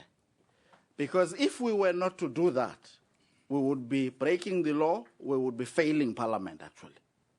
Now, that's the first question, part of the response. The second part of the response is that we don't take it lightly, the issue of withholding. The withholding is not usually the first step. It is usually the very last step, actually. First, if people have not complied, you will find, and the law requires this of us, you will find a pile of letters that says you failed to do this. Please do it. You have failed to this magnitude or in this way. But of course, ultimately, the withholding is part of the game. Just imagine this. If people knew that although it is written in the law, although it is written in black and white in the law that Parliament has passed, it is not something that gets done, then the system would fall apart. Because people would say, no, they will threaten, but we know that they are scared to withhold. Let's just sit. When it gets close to the year, they will pass the money. We just know this. So it does become important for the functioning of the system, the discipline of the system, that when all else fails, we withhold. So it's important. So it is for this reason then that we would have grants like the financial management grant, where we say to municipalities, to the extent that what they may be struggling with is, for instance, complying with the financial management rules and supply chain management rules, we say, here is a resource from the National Fiscus earmarked to help you get people with experience, pair them up with those inexperienced ones. Let there be a transfer of skills so that in future you are better able to comply with the rules. Now, some people take this and make very good use of it. Others don't. Where then they don't,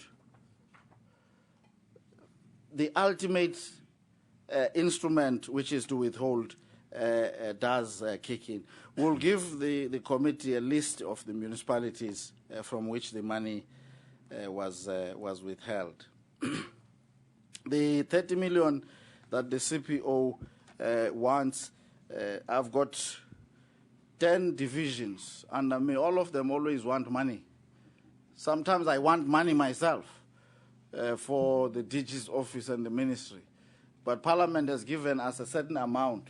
So sometimes if the CPO convinces us that what he's doing is more of a priority, saves more money, makes the system work better, you name the things, then we reallocate. But we would look at it in that respect. But it's not a matter for adjustments. It's more an internal process. We will try and improve the optics of the pie chart. There are even books written on how these things work. So we will refer back to them. Sometimes they are not a very good way to present things, but other times, they are. But we'll try and make sure that we keep the colors consistent. The partially achieved, fully achieved thing, it's in slides 8 and 11.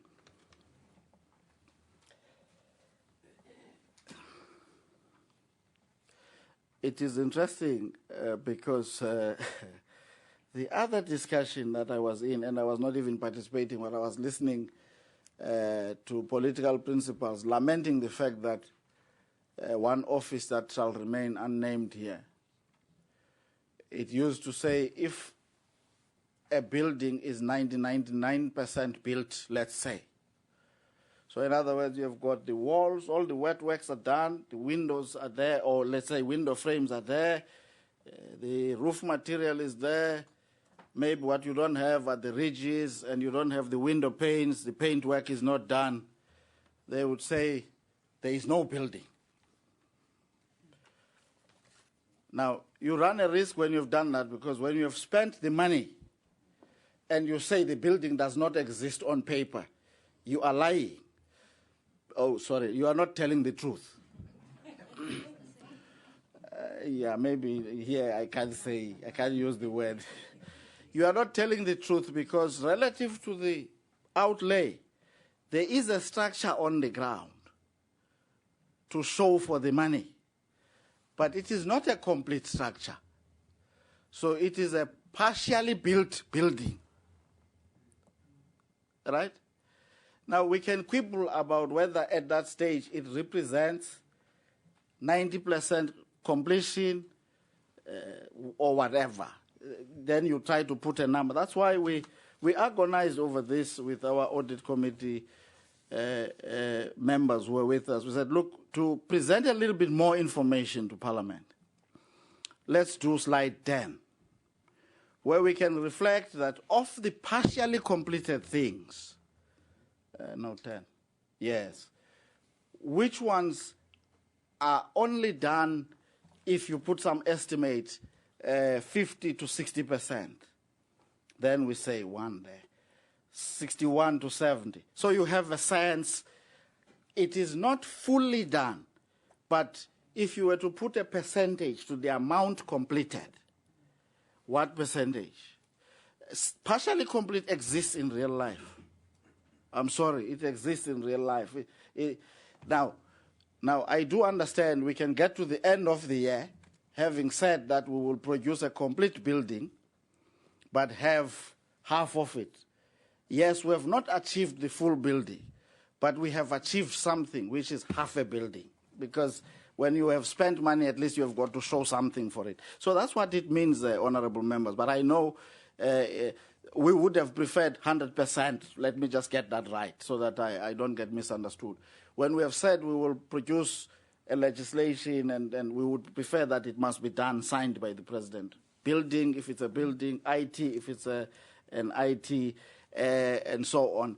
And my colleague is reminding me that the framework that sets out how we should report itself recognizes that sometimes things are partially done. So So it's consistent with that. Can I interject? Yes. You're talking buildings. Yes. We're talking targets. Targets that you yourself set. And you say, you even commit to say, at the end of this quarter, we will have achieved this target with this money. So that's what we're talking about. So if you go to buildings, it will take the discussion out. Now we want to focus on the targets, whether you have been able to achieve your targets or not. And if you have not achieved, I think it will give you comfort to say partially. Just say no, not achieved. Achieved, not achieved. So that, I'm talking targets, not buildings, targets in your strat plan, and in your annual performance plan. So this is what we want to hear about. Have you achieved? No. Have you? Yes, sorry. I'm sure honourable members will agree with me. There are targets, you put figures. You don't? Okay, fine. No, that's fine. Let me then not take this because we don't agree, but later on we will have to discuss to say what do we want to achieve. Because from where I'm sitting, you said 10. Now the achievement to me is 10. Have you achieved or have you not achieved the 10 that you committed yourself to? That's what I'm talking about. But then it does look like we don't agree. We'll discuss and then so that as we move forward, we should see these things and move from the same wavelength. Thank you very much. You may proceed. No, thank you, Honorable Chair. I'll come back to it at that stage. I don't want to appear to be backchatting you, but we'll come back to it. I'll explain myself. I'm not claiming, by the way, that partial is equal to full. That one is I'm clear on. But okay. So then the issue about credit rating agencies, I think it may have come across badly. It may have been heard incorrectly. We care about rating agencies. But perhaps the point, and it's interesting to share this with you, that communication can be a problem because if we say, let us try and reduce the deficit because the rating agencies ask us to,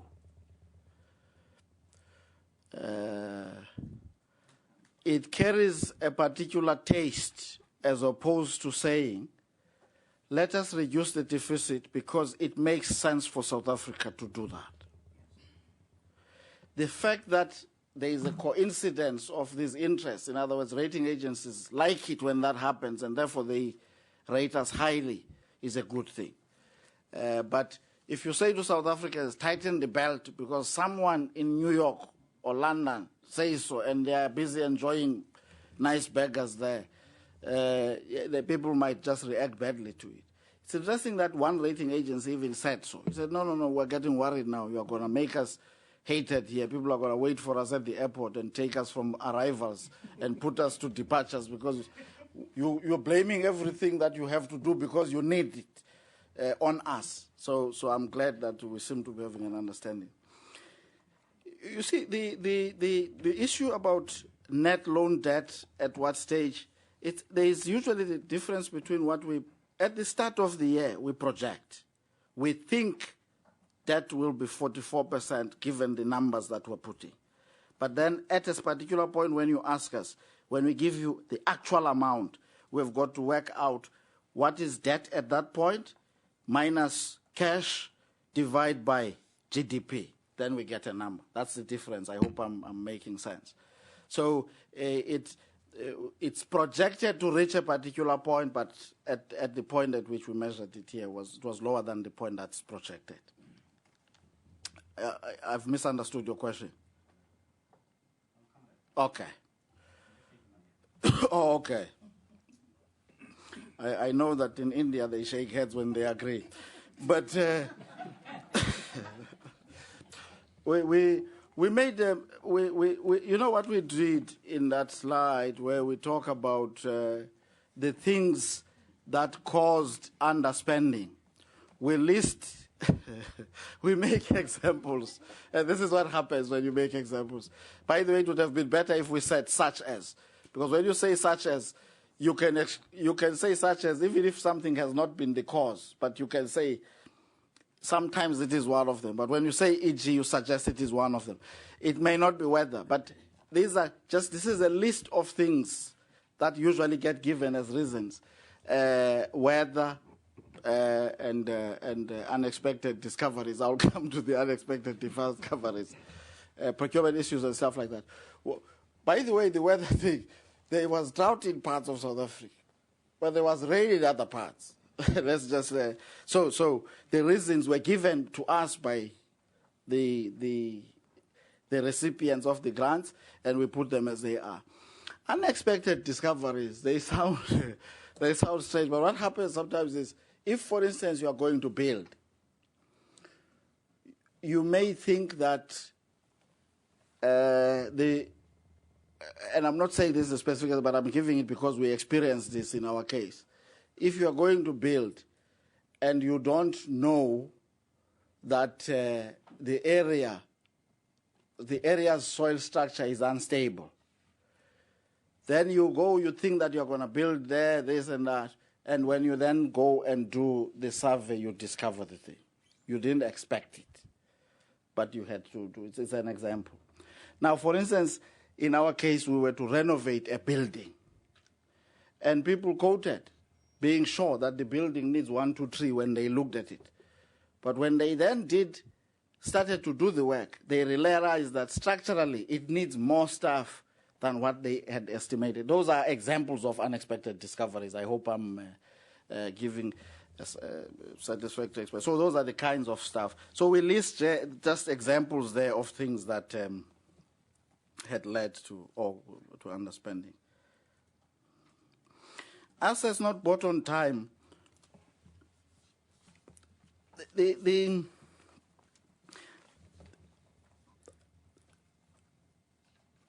is an example of where we think the relevant persons within the department are optimistic about the speed with which the processes would run. And in this case, by the way, the problem lied with the supplier, that once everything had been said, the supplier just took long to deliver. Now, it's not very easy to punish them. Save perhaps, if you write it in what you agree, that if you take an extra month to deliver, then we'll give you the amount billed minus 5%, which is something we may sometimes consider. But sometimes some people, if you say that, they say, okay, then I'm not interested or something else. So, but it doesn't mean that people just were lax and stuff like that. And we can't buy everything on month 1 because the budget gets spread over the entire year. So we've got to spread the way we buy things over the period of the year as well. The partial stuff, it was repeated again. Promise versus actual.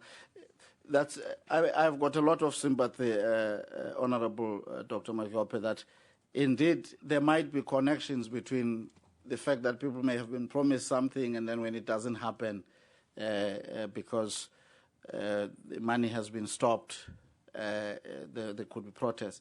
But as I indicated earlier on, the choices we face are very stark.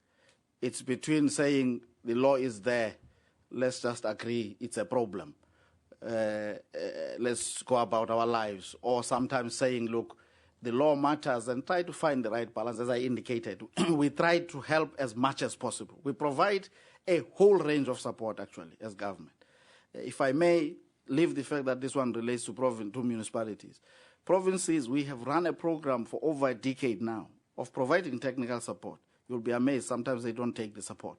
But similarly, even with municipalities, Treasury started what then migrated to the DBSA and ultimately to DCOG in MISA, the Municipal Infrastructure Support Agent, which is intended to provide all of these kinds of support. In fact, dare I say, this particular grant has got 2 components to it. It's got the one part that goes to bricks and mortar, but it also has the part that people can apply for to use to buy technical expertise to the extent that they need it. Short of then, saying to some of them, let's do it for yourselves, which may not work because I only have 1,200 people in the department. And if you ask them to build you a building, I wouldn't come to visit you at all.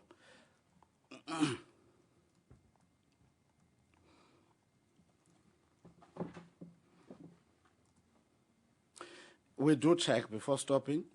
I wanted to use then as an example, Honorable Chair, the money, the IC, what is this thing called? ICDG grant. It goes to Buffalo City, excuse me, City of Cape Town, City of Johannesburg, Tshwane, Ekurhuleni, eThekwini, Mangaung, and Nelson Mandela Bay. The allocations aren't too big. Just take the example, for instance, of the municipality that gets the biggest allocations from this. It's the City of Johannesburg, 65 million in year 1, 64 in year 2, 67 in year 3. That just gives you the examples. That's the biggest. The smallest one, Buffalo City, 6 million, 10 million, and 11 million. The idea with it is to encourage them to build more integrated spaces, cities, where the places where people live, work, are neatly located and transportation systems well designed and things like those. It's just to provide them to have the planning capacity and stuff like that to do that. So incentivize them to do the right thing, because when they get that right, it is our fervent belief that then people would spend less time on the road. They would spend less proportions of their incomes traveling between work and home and stuff like that. Now, of course, like all the other grants, it's got conditions, and when the right things don't happen, the money doesn't go. I must say, I mean, I had met 2 municipalities as recently as yesterday, Johannesburg and eThekwini. They have got really impressive plans, partly because of this, but partly because the system is just maturing. I mean, when Johannesburg gives you its plans and demonstrates how they are imagining their built environment and why, it warms one's heart. I wish I could live 100 years and see what they have on paper now on the ground, but my time will come. The issue with the WBHO can be a sensitive thing. I have got sympathy for this thing that says those who have cheated one time probably need not be given another chance, lest they get tempted to cheat again. But however, the system works in this way. In this case, they had cheated on the construction of roads, was clear with Sandra, sometimes the stadia. Now, the difficult part with that thing is that it was all the big companies, right? Am I right? And all the big companies. If you said, we blacklist all of you, you will never have business in South Africa, they shut down. And tomorrow, when you want to build something big, you don't have the capacity to build it. There are those difficulties. But the process sometimes does allow that businesses must get blacklisted. They get, I don't know why it has got to be black, but that's how it usually gets said. Maybe you should put it this way, black and white listed. I prefer that, Honorable Chair. Let's say that they've got to be prevented, barred from doing business with government. It's a long sentence. Now, there is a process to follow. It can't be just done, for instance, by us. It must be instituted, as the rules prescribe, by the entity that was offended. And of course, Treasury has got the final just signing and putting them on a list. When they are not barred, if they apply to do work, as they did with SA in this case, you can't just say, I actually don't like that you were mentioned that time. Because they will take you to court. Simple, you lose. Because you've got no legal basis to say they can't do business. So I have got sympathy. But the issue of 25 years, you see what PPPs allow us, because I'm right, this is a PPP. What PPPs allow us, Honorable Chair, is that with the private sector money, the building is put up, right? So upfront investment is incurred from their pocket. The construction risk that the building might fall, there might be delays and stuff, is their problem. In our case, State SA in this case, they've got a contract. On that day, we want to move into the building. There will be terms. So there is that advantage. Then over time, over the 25-year period, there are unitary payments, which are just like the installment. I mean, I would simplify it that way, for buying a building. So it's not as bad as it sometimes looks. In fact, I must not even say it's not as bad as it looks. There are merits to it. I'm not saying all PPPs are good, by the way, but we've got a fairly robust system of having them.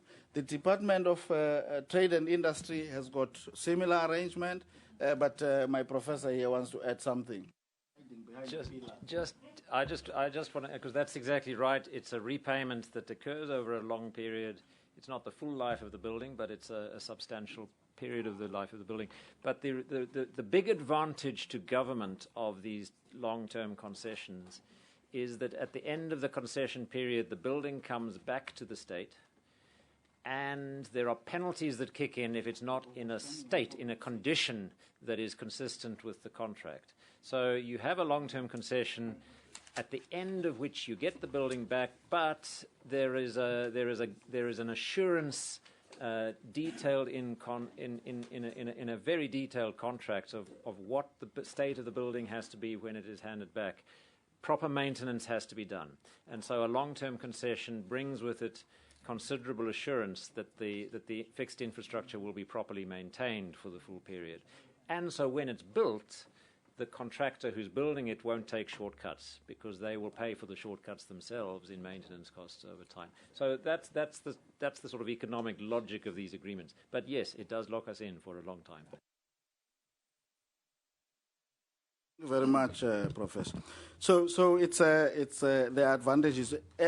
By the way, one of the things that I usually tell people, even when we disagree with some of them on the e-tolls, I say a lot of what we enjoy as roads in South Africa, maybe not a lot, but some of the good roads are built through similar arrangement.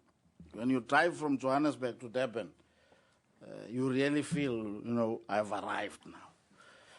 I'm proud to be South African. It's partly because of that kind of arrangement.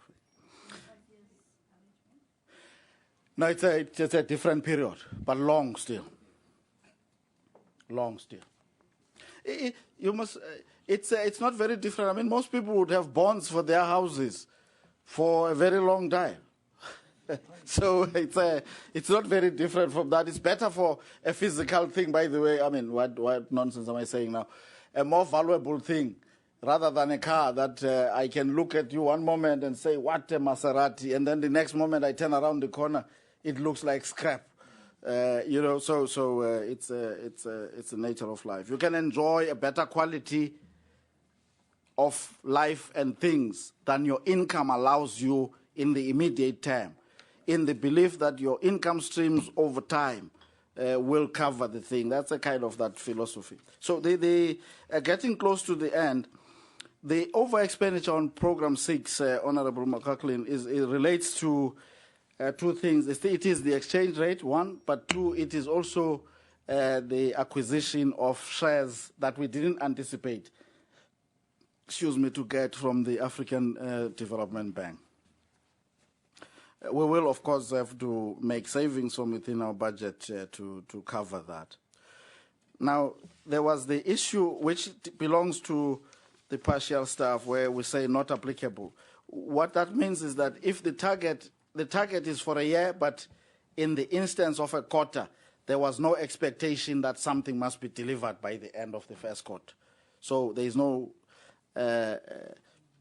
reporting on it. Let's say, for instance, we say we will have a road show, as an example, but we normally do it close to the end of the financial year. In the first quarter, we will say it is not applicable for that reporting period because there is no half a road show. That's where I can agree with honourable members. You either have it or you don't have it. How many positions filled? Now, I wouldn't want to give. We can give you the number. The vacancy rate was about 8.6% out of 1,214. So you can work it out. Yeah, that's where it is. It's not a big number of people. Thanks that we had it. I mean, I don't post about vacancies. Now that the compensation of employees ceiling has been lowered, at least we don't have a huge challenge. We just, curtail, stop the filling of posts, or fill selectively, let me put it more precisely.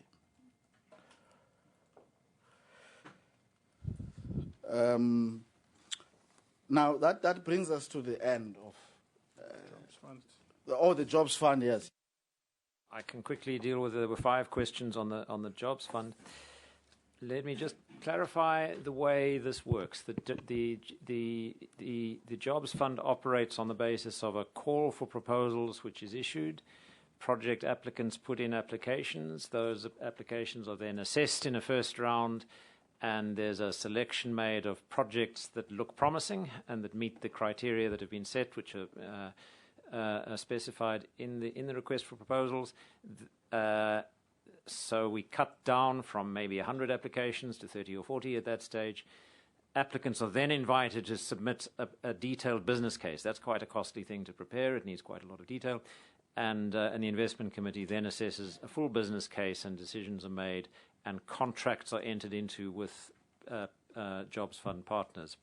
So when the table refers to grant commitments, the 5 or 6 billion matched by another 6 or 7 billion by the project sponsor, the total of 11 billion that you referred to, sir.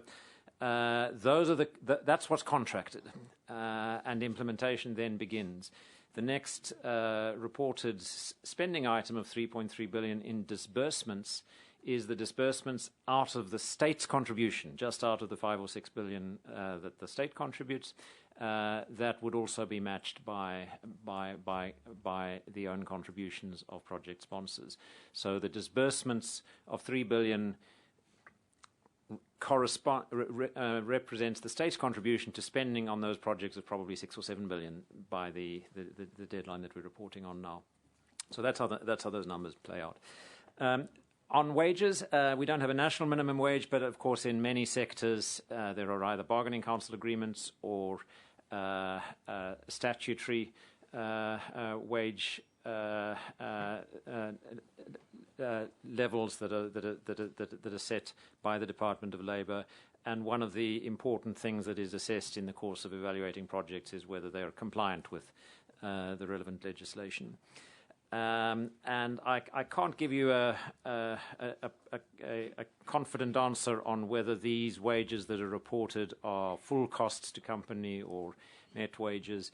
This does rely on information that's coming back from implementing partners, but my guess is this is pretty much the full wages. These would be startup jobs, so they're starting off at lower levels within these industries.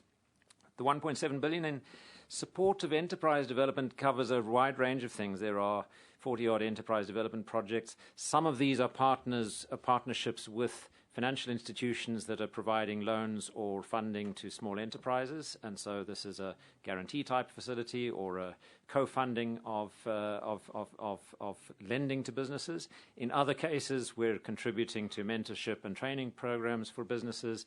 In some cases, we're contributing to the costs of infrastructure of projects. Just to give an example of the diversity, there's quite a bit of diversity here, but there's an interesting enterprise development program that focuses on putting in place digital communication infrastructure in township informal businesses to enable them to take advantage of wider logistics and supply opportunities. It's the kind of partnership in which we share the costs of investment. So support for enterprises here means a variety of things. On the geographic spread, in the end, we do just have to say this is a program that operates on the basis of of submissions, and so we do not have a grand plan for sort of parachuting in balanced amounts of money. Provinces, we do try to track provincial spread. We do take that into account in assessments, but we are reliant on the applications that come in. So.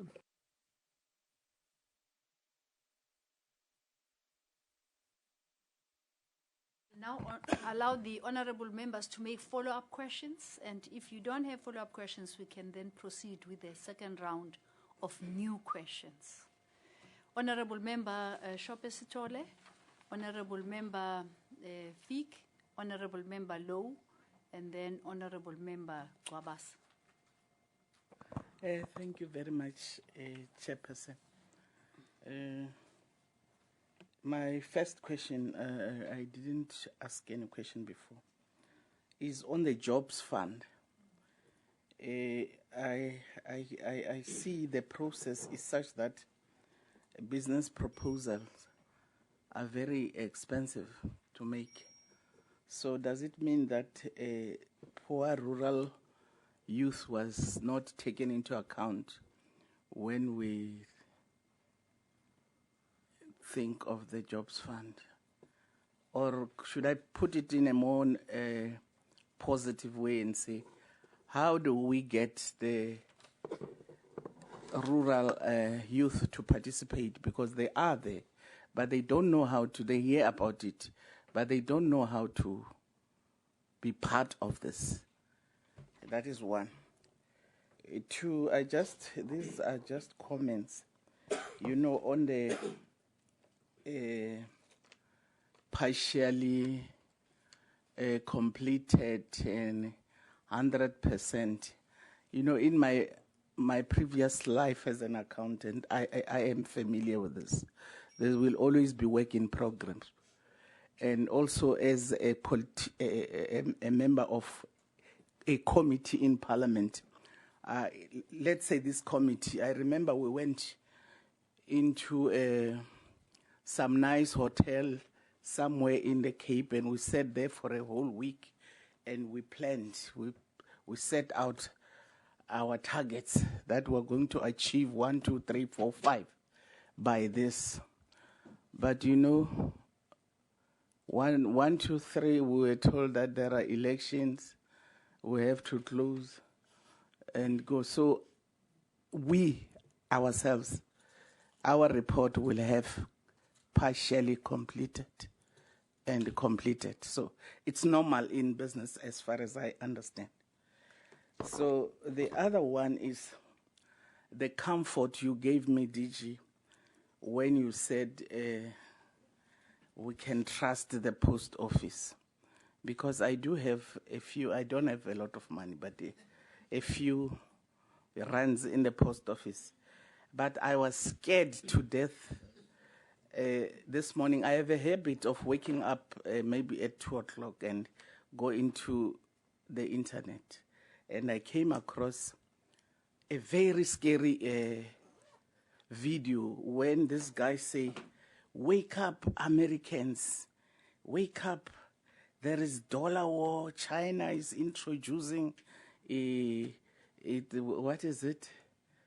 It's the unit that is, the dollar will fall. They're talking with Putin. And now this BRICS people, 5 countries, he named them and included South Africa. And these people are waging war against the dollar. So the dollar will be nothing. Then he went on to say, I'm giving you advice. If you are in the city, tomorrow, you must go into the country and look for a space and make yourself a building, because there will be chaos, there will be trouble in the cities. So I was very scared when I came here. I immediately, emailed this thing to my friends here, those who actually take my posting seriously. I think Lo did read. I think she has read. So it was quite scary for me. So I thought maybe even the post office fall under that category. But I'm happy. But the other one is the remark when, in your absence, when your trusted cadre was. No, I'm correct. We can go to the dictionary. It's a cadre of the department. Yeah, we can deal with that afterwards. No, they're not politicians. They're not. When your trusted cadre gave input, I listened to him I usually listen very, very carefully when people talk. He said he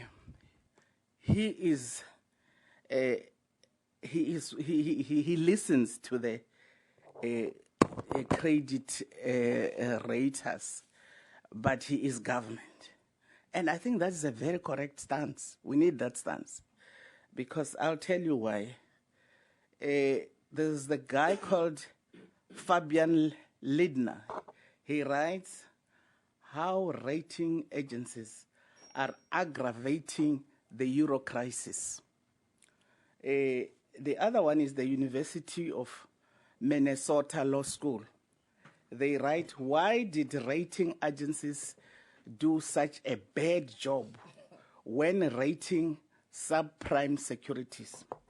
The last one is the most cited economist of our time, Professor Joseph Stiglitz of the Columbia University. He says, I view the rating agencies as one of the key culprits. Thank you. For your input, we have Honorable Dr. Fiek. Thanks, Honourable Chairperson. Just three follow-up matters and comments regarding the. I understand what the DG is saying about the everything is done and there's a whole lot of paperwork and letters with regards to the withholding of funds. But there is a responsibility in terms of the law as well on Treasury to assist provinces as well as municipalities to ensure that they comply. So there is that law. So I'm not gonna lose on this one. I think it's important that we need to if there's a problem, then we need to educate the municipalities on how. We can't just take the money back. And I understand that there's law, but there's we must look at both sides of the coin and make sure that we don't just write the letters hoping that they're going to achieve and comply and then grab the money. It's just that we just need to make sure that we avoid that. Honourable Chair, the issue about this, the partially achieved and the achieved, I don't want to spend too much time because I don't think we're going to get a winner today.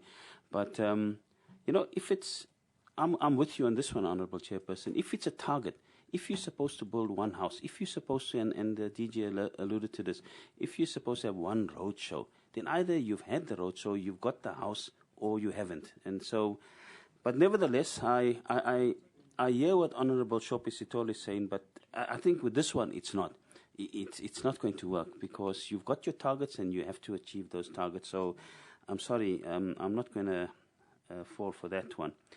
The issue mentioned by the Honourable DG, the DG with regards to the drought, of course, yes, there were areas where we had a lot of rain. But, last year we were in Mount Aleph and there were two contractors that couldn't, there were two.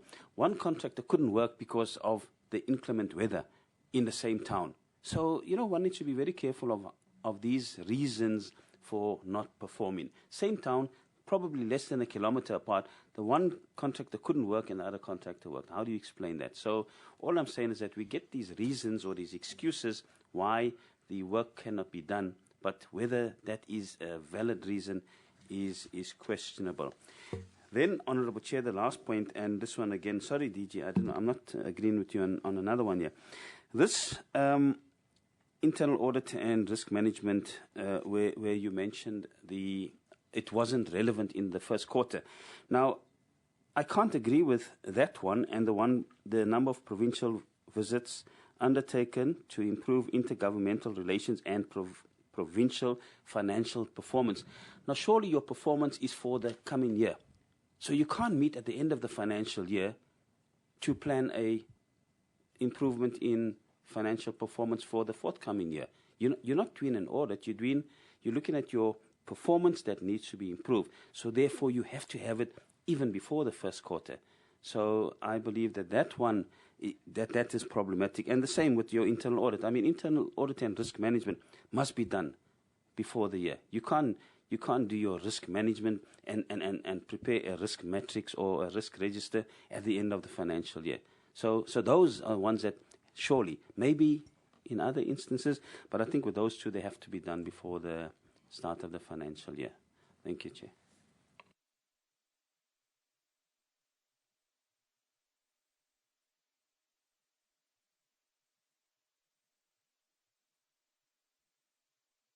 I also struggle at times. My follow-up ones, Chair, it's on the Jobs Fund one, because I haven't asked previous on it. There's a one that it's stating on page 2 that on your permanent jobs that you have created, on that figure, the 121,481 that was permanent jobs were created. Is that in all provinces? And then how does it relate to the other two numbers that you have given at the bottom? Oh, okay, sorry, that is answered. That is of the 100, okay, that is answered. But what I want to also find out, it's yet again, maybe perhaps if you don't have it now, just how much women in terms versus the percentage, the actual number.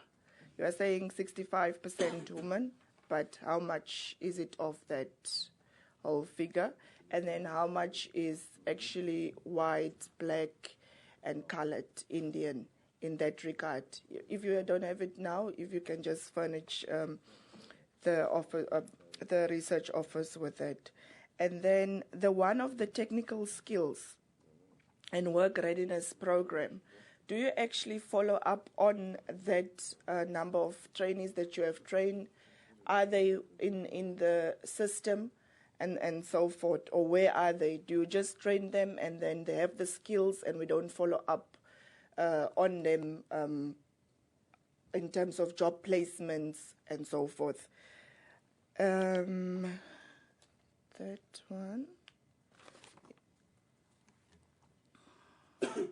And then yet again on the completing learnerships one on page 3, the exact question, are you following up on the 15,000? Where are they in the system? Were they absorbed by private sector? Were they absorbed by government departments?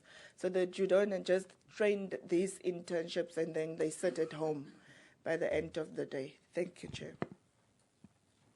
Oh, and the last one, sorry, Chair. Input? Sorry, Chair. Okay.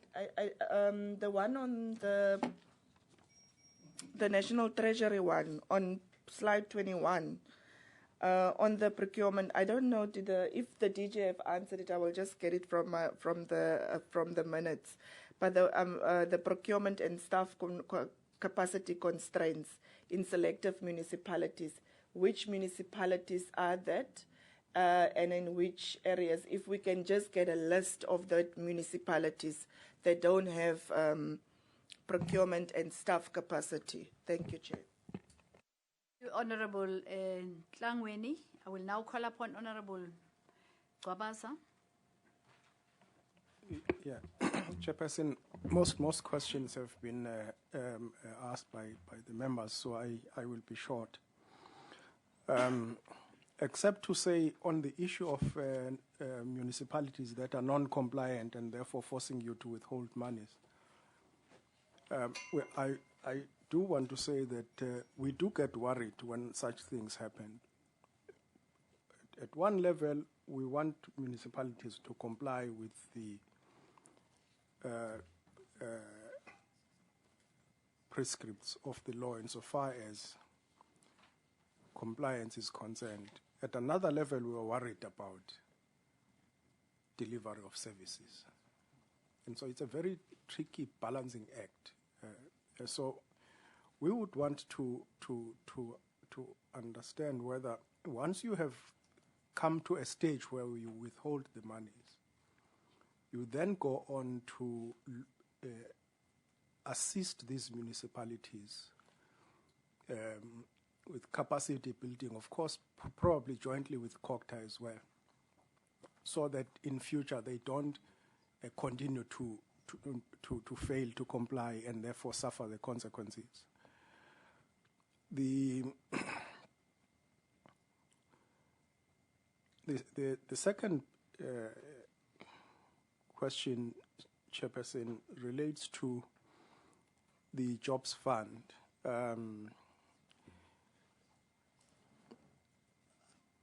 We are worried that very little is being said about persons with disability benefiting from this fund, and therefore, if you could look into that, or perhaps if you have, just give us add them into the detail so that we understand you are taking care of that as well. Also, not much is said about cooperatives, which are part of the new SMME cooperative sector that needs to grow together. If you could look, unless of course, and I don't want to read it much into that, unless of course some of the NGOs would register themselves as such, as cooperatives. I don't know. But linked to the NGOs and these public sector organizations as well,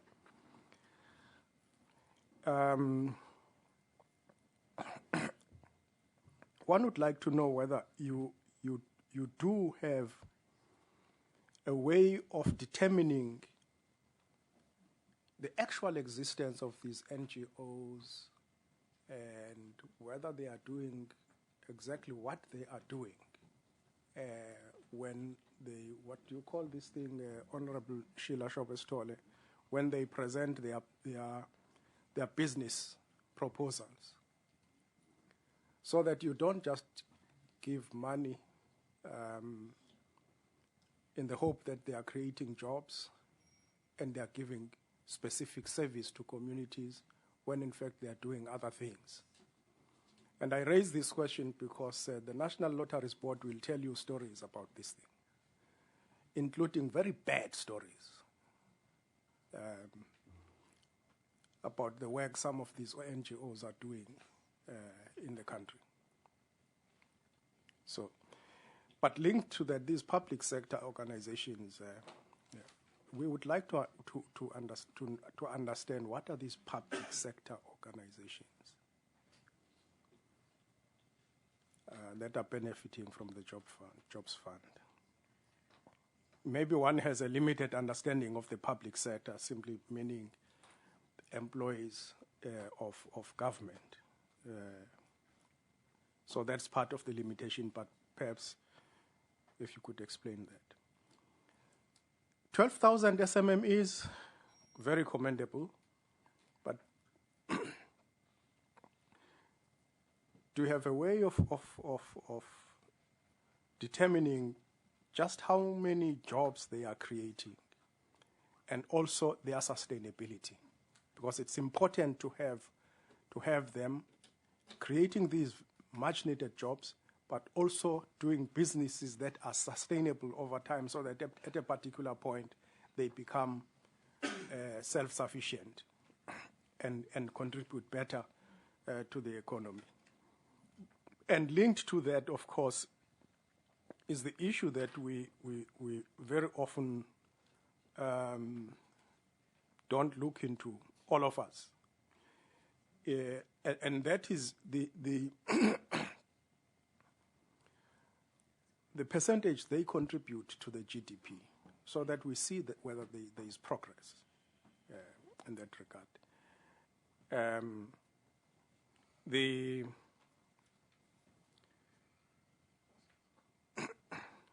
The partially achieved, Chairperson, my understanding of partially achieved would be that some work has been done with part of the budgeted funds,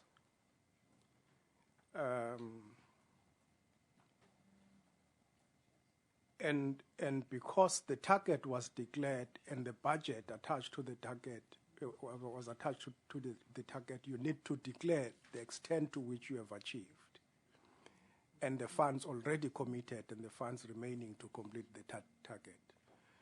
And therefore, I don't think that we should all the time say, tell us whether you've completed or you have not completed. So in some instances, you report on progress done or progress made, which is correct, because you're talking about public funds. You're also talking about expected outcomes. This committee is popular for always declaring that it follows money and targets and outcomes. And so for me, that would be my understanding of the partially achieved. And so I don't think that we should quibble about that, except to say that if we are looking for particular specifics in this partially achieved, then we must say so, and that would be a correct expectation on our part as a committee. The last issue, I just would, the slide 16, this 42.4% target of the net loan debt to GDP, which escalated to 44.3% at the fourth quarter, end of the fourth quarter. Does this represent this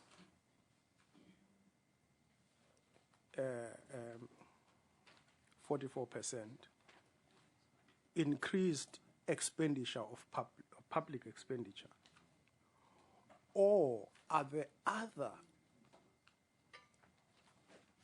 exogenous circumstances that would have necessitated, that would have, forced this growth of this percentage to GDP? It could have been the exchange rate volatility. It could have been the drought, the demands that are made upon the public's funds by the drought. It could have been additional other things. Because when we talk about this thing, it's as if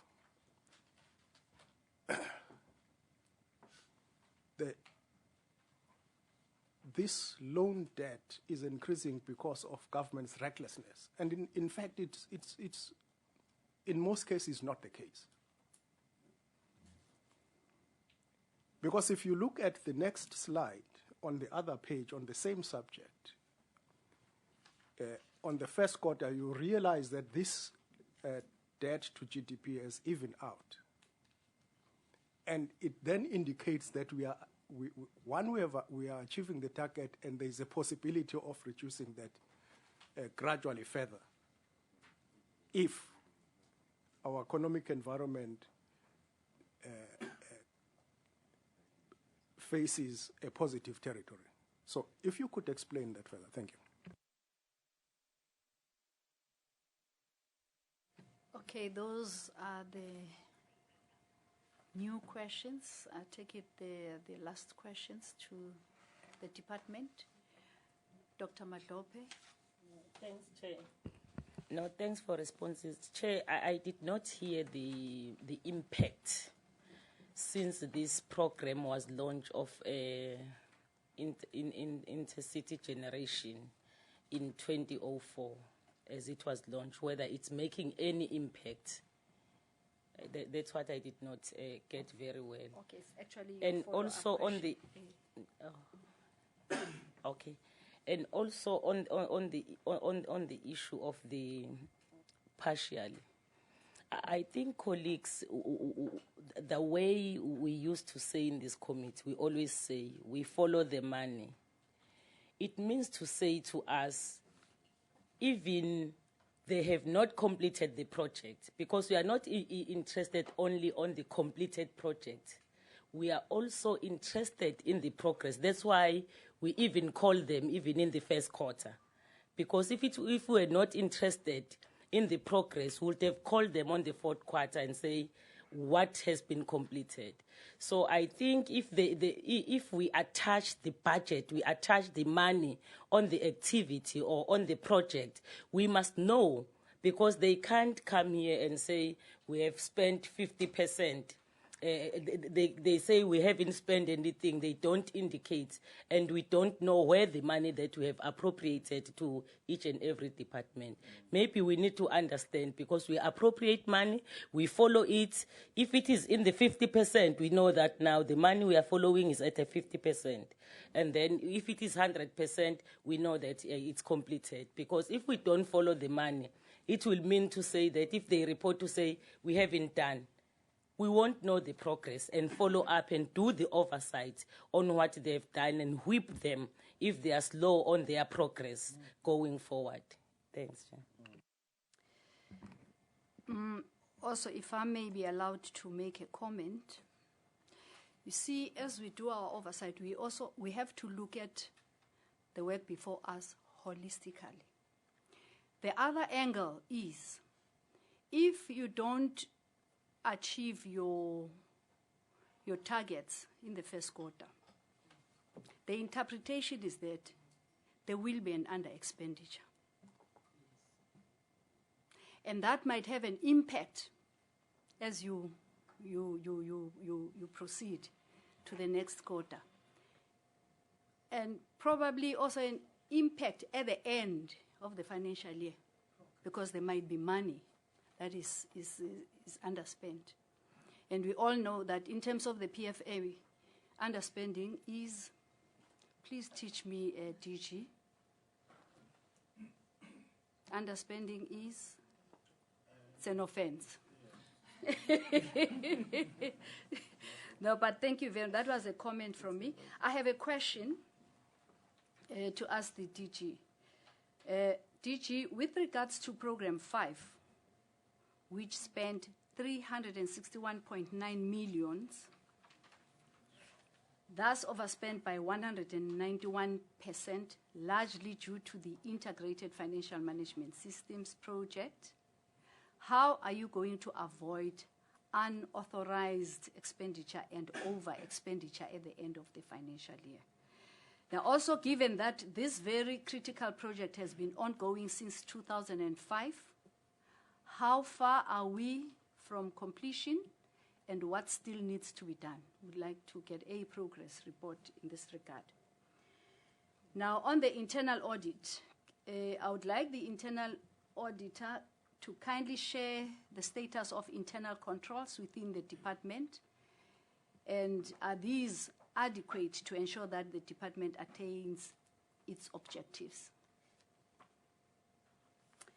And then on the audit committee chair, or the gentleman who's representing the chair, what are those aspects of risk management and governance that are functioning effectively? And just as importantly, also those aspects of risk management and governance that require attention and may need to be improved and looked at. With regard to the Jobs Fund, noting that the South African ICT companies rank among world leaders in areas such as mobile software, electronic banking services, revenue management, and others, how can we get more Jobs Fund projects in the ICT area? The last one is some of the major projects National Treasury is involved in, which are critical for improving our public finances, such as 1, completing expenditure reviews and review of accommodation leases. 2, modeling remuneration trends together with DPSA, which is key to managing our wage bill. 3, I'm talking about the projects that you're involved in. Intensifying cost containment efforts and strengthening enforcement mechanisms across departments and public entities, Last one, publication of fiscal risks reports. Kindly provide feedback and progress on these critical projects. DG, I nearly said Honorable DG. DG, we now hand over to you for responses. Thank you. Thank you. Thank you, Honorable Chair. What we will do, perhaps, let me just say, there is progress on the projects that you have asked about that are very important to our work. What I would suggest, with your permission, is that we probably give you just a page on each one of them. For instance, the expenditure reviews between ourselves and the DPME, we have done them. I mean, we were going to publish some of them. I can't remember now the month that we had targeted. I mean, you remember? But we completed a number of them, and it's kind of ongoing work. We do the reviews, and then they show us things. We use them for purposes of even allocating resources and so on and so forth. Indeed, we intend publishing the fiscal risks, but I just sort of register, I would call it that. I don't know at what stage it is, but we can indicate to the committee. So I'm saying on the last part of your questions, we would sort of give, say, half a page or page on each one of them. For instance, the cost containment measures, they are well underway. With numbers, but we may not perhaps, I don't know how we'll do this, because some of it is stuff that maybe the minister might want to sort of announce at the time of the MTBPS or in a speech, but we can make an arrangement to signal to, say, the areas. For instance, things like travel and accommodation is an area that's targeted. We did the textbook one the previous year. There is stuff on, for instance, just the contracts for software, as an example. I mean, I can, the list is longer than my arm, but of course now, because I didn't quite anticipate it, I don't remember all of them from the top of my head. So it's a very good question, because there was that big commitment with a number to it that the minister made. Just back to the rest of the questions.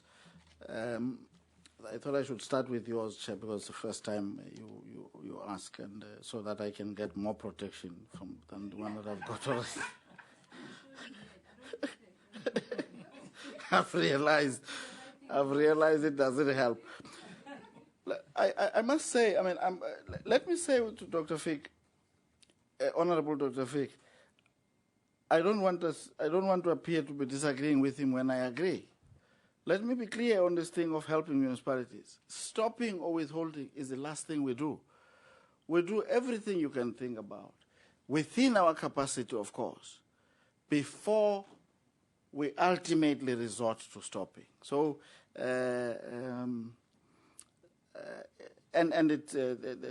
few honorable members have raised this.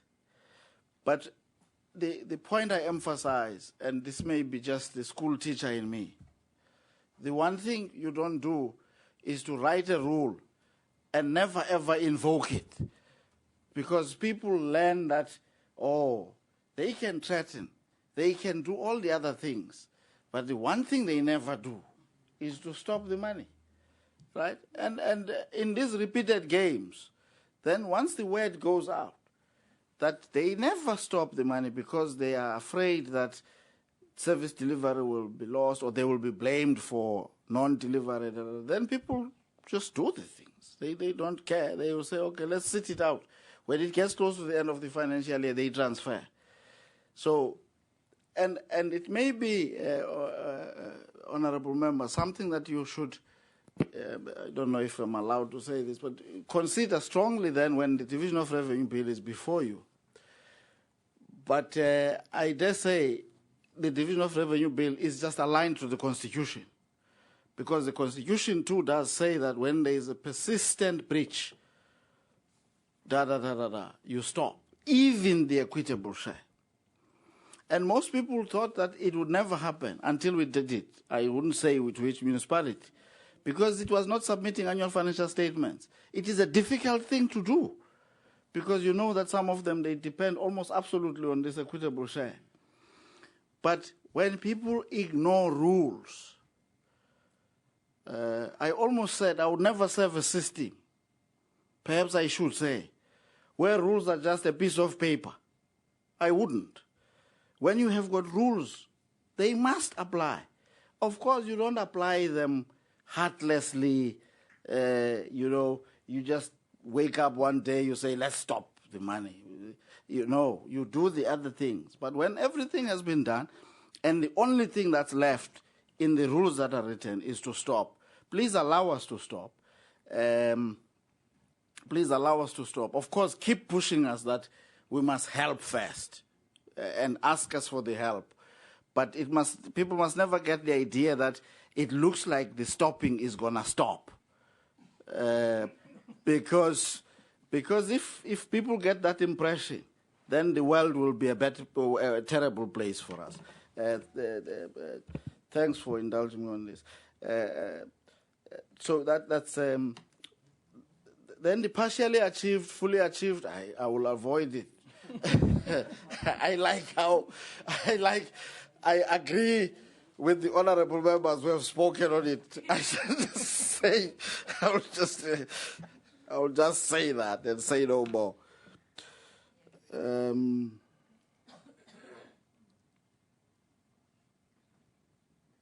My professor deals with the Jobs Fund very well, but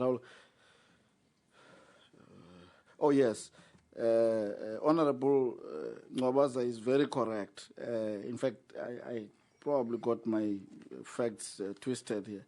It is the exchange rate, it is the interest rate, because if you recall, in the period that we're reporting, the exchange rate had depreciated in part, and therefore it's not even that you have borrowed more. That component, in part, it's partly the component of the borrowing that's denominated in dollars, just expands the moment the exchange rate depreciates by a material amount. And of course, interest rates and yields have gone up a little bit in the period. And as you say, there are a couple of moving variables there. When GDP does not grow fast, then the ratio gets tilted in a direction of an increase in the net debt to GDP, but it's not as a factor of any decision that has been taken or anything. So your explanation is actually a good one, and it is the correct one. The ICDG, I think it's called, that grant. As I was saying, Honourable Magabe,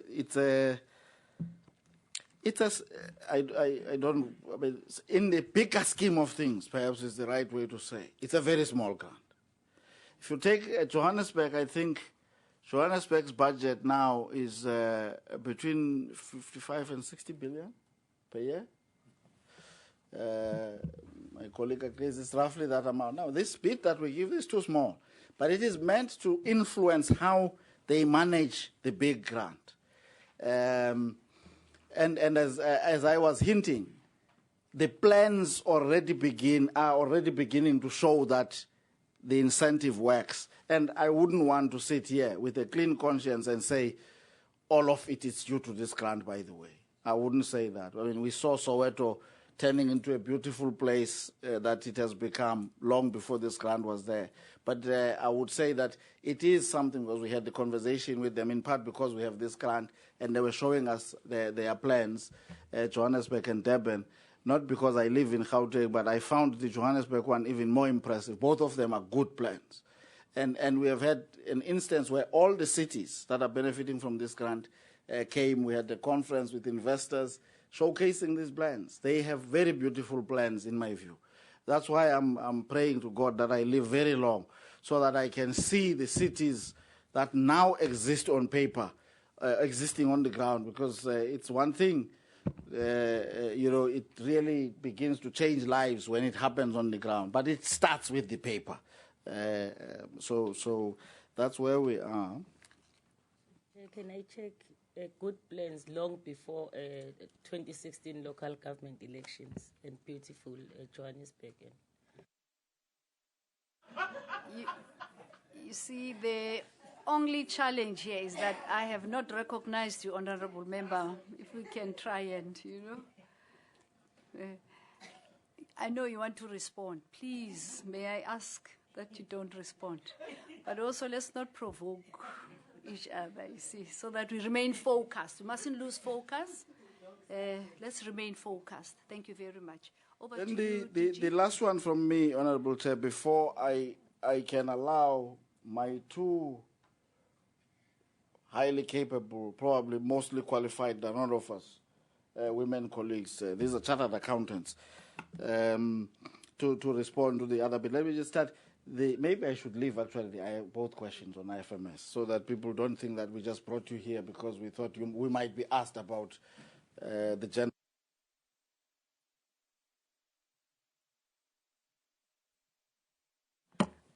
Thanks, DG, and thank you, honourable members. The question that has been asked in terms of the 172 million overspend on the IFMS, as explained earlier when we were doing the presentation, first of it was a matter beyond our control in terms of that's what the service provider wanted. And as my colleague from the Accountant General would explain the process as to that led to that, we had to weigh few options, and there came a time where actually even the lapsing of the tender period was about to expire. Hence, obviously, because we needed to make sure that, we cross all the T's and dot all the I's in the process. And as a result, we had paid in order to avoid the overspending. You would see that as the department, we're not necessarily overspending. It's just that this was a quarter that has already passed, the quarter one. So subsequent to that, we are talking to public finance as well. We have made plans of getting the funds transferred. And as a result, we've asked the program itself to utilize all other avenues before, obviously, we can fully exhaust and go outside the program to get additional funds. And the subsequent payment, obviously, the last one has just been paid now. So as much as at the time when the year started, it was not budgeted for. That's because the expectation was that we will pay it over the period. But when you look at the cost benefit of it, it would not have made sense to pay it over the period and incur probably over 500 million extra, as opposed to paying it now and a request for additional funds from the public finance. So, yeah, in terms of the details of the process and where we are with the project, I'll hand over to the Accountant General's office to respond to that. Thank you.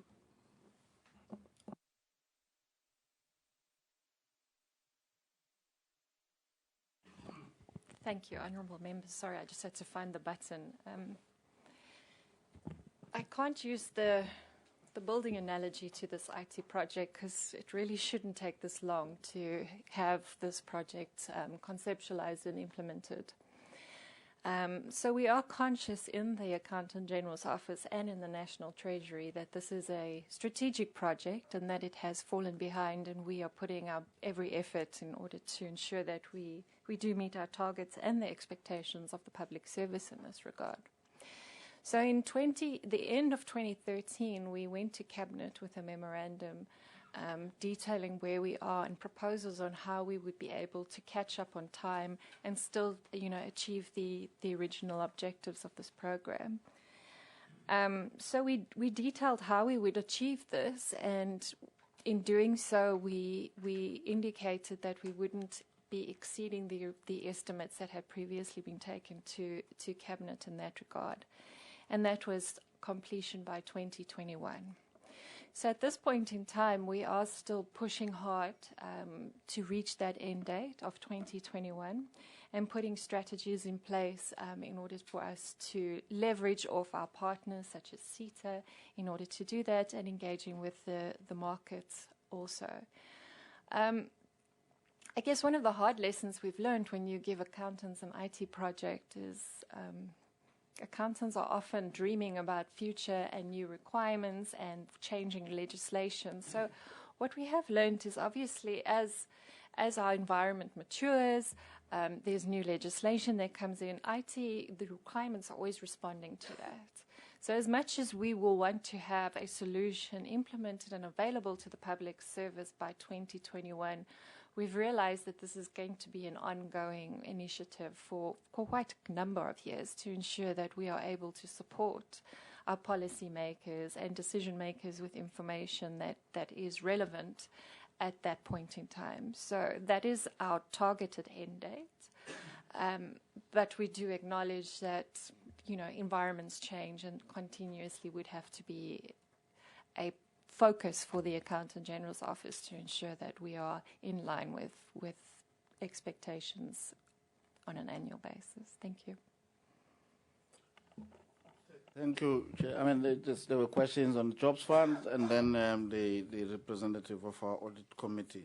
Maybe before we leave this one in particular, DG, you see the issue here is violation of your own law.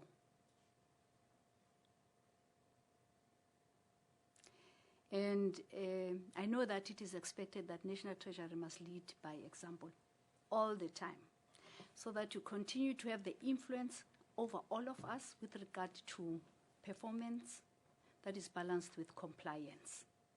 So I hear you saying that there was pressure from the service provider. Does it mean that if you've got, I'll give you a practical example. You see, if I can go to China now and try and put pressure, they won't change.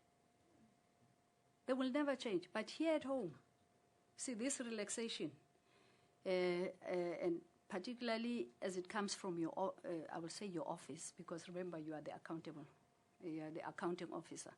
To me, it sets a precedence. Let's hope it will not happen again, because it is wrong to try and please somebody. Yeah? You choose this above compliance. Now, with the law, I'll tell you, I joined the public service in 1981. I'm telling you, I've been trained, you don't break the law and hope people will understand. You don't bend the rules and hope people will understand. You follow procedure to the letter. Because once you break the law, you set a precedence. Then you create a problem. I'm just saying as we move forward, but to me it is an over-expenditure. It cannot be described otherwise. And we know over-expenditure is not allowed in terms of budgetary principles. Under-expenditure is not allowed in terms of budgetary principles. And also, you are expected to do the same. It's an observation, and also we would like to really, we condemn it. Yes. No, what you are saying, Chair, is spot on, but perhaps let's just clarify each other on something. The Treasury has been given a budget for 2016-17. The financial year hasn't ended, right? We still have, it is within the rules, and this is what we're doing. What we are going to do is to slow down or stop some things so that we release the resources to cover this, so that by the end of this financial year, Treasury will not have broken the law, Treasury will not have exceeded its budget. But in the interest of, this is the problem with this thing, we could have chosen to prematurely, because we have not done it to the full extent yet. We could have chosen to make adjustments here so that the thing looks like it doesn't exist. But the year end, 31st of March, is very far. When we get there, then the jury can judge us and say, you have broken the law. But before that, it is within us. That's the first point. But the second point, I worry because, I mean, the explanation, the way people put it, it's like we were just subjected to pressure. If you were to look at the people and look at me, you would realize that it's not easy for them to put me under pressure. No, I know. I'm saying, you see, yes. Let me put it better. Rather than pressurizing us, they enticed us to a better deal. And this is how it looks. As the CFO was saying, you have an option to buy the thing over a longer period of time and end up paying 500 million more, or you buy it sort of, how would I put it, quicker over a shorter period of time, and you get the benefit of paying less for it. It was a very difficult decision, which we sat and agonized over it. We said, look, the choice here is let's take a plunge and endure the pain within the rules. We will, for instance, the rules allow us that we should, within reason, within what the rules prescribe, we can move money between programs. That's why environment exists for that purpose. We hope that we will be able to do it fully within the rules whilst taking advantage that was offered, not pressure. Not pressure. I don't get pressured easily. But thanks to your points relative to how we had put it were valid. And you are cautioning us, we will make sure that we get to the end of the year. And I hope that I will not eat my head when I get to the end of the year.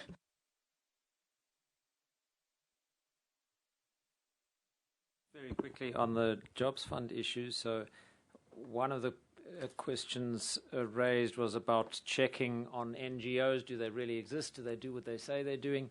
And the answer is we put quite a lot of effort into vetting organizations. We do site visits, we look through the books, we insist on audited statements, we do cross-checks in order to ensure not just NGOs, but the businesses we deal with, in fact, businesses especially, and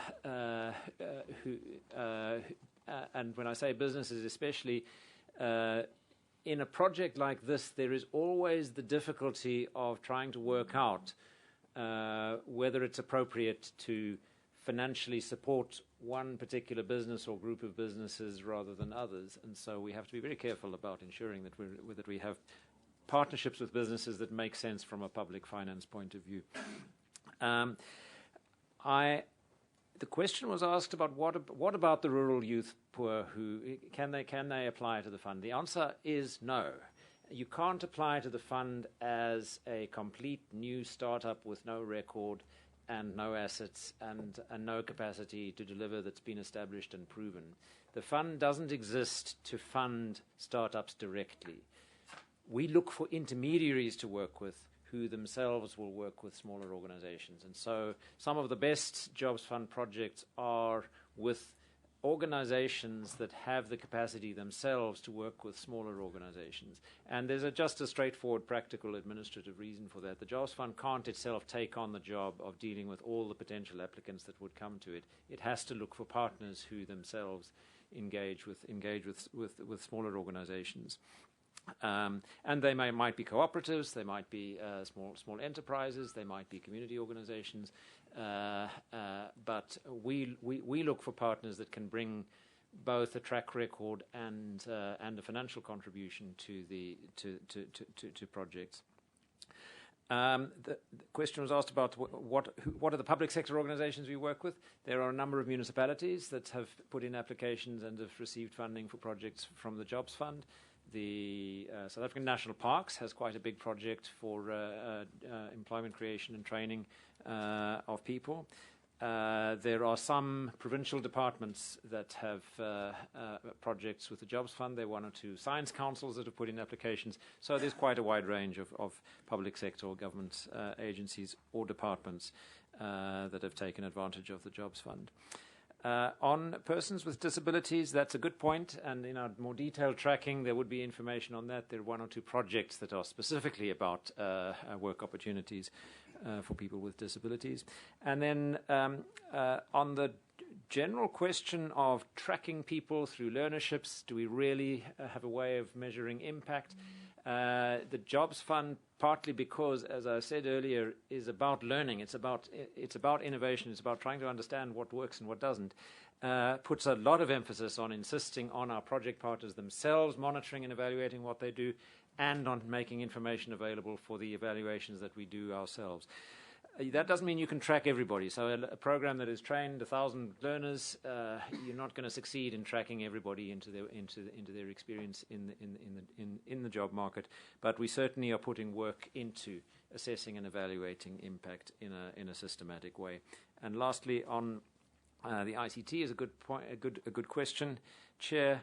The latest round that is currently being assessed, is not yet contracted, is an innovation round, and there have been a number of applications that have come in for consideration that are about taking advantage of ICT networks and new technology in contributing not so much to direct job creation, but often to making it easier for businesses to link up with markets, making it easier for rural operations to link up with logistics and supply chain. Mr. Mango, or is it one of the two of you or both? Okay.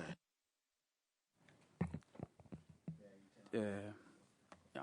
Thanks, Chair. You had wanted that we must give a view on the control environment of the department across in terms of the audits that we perform within the Treasury.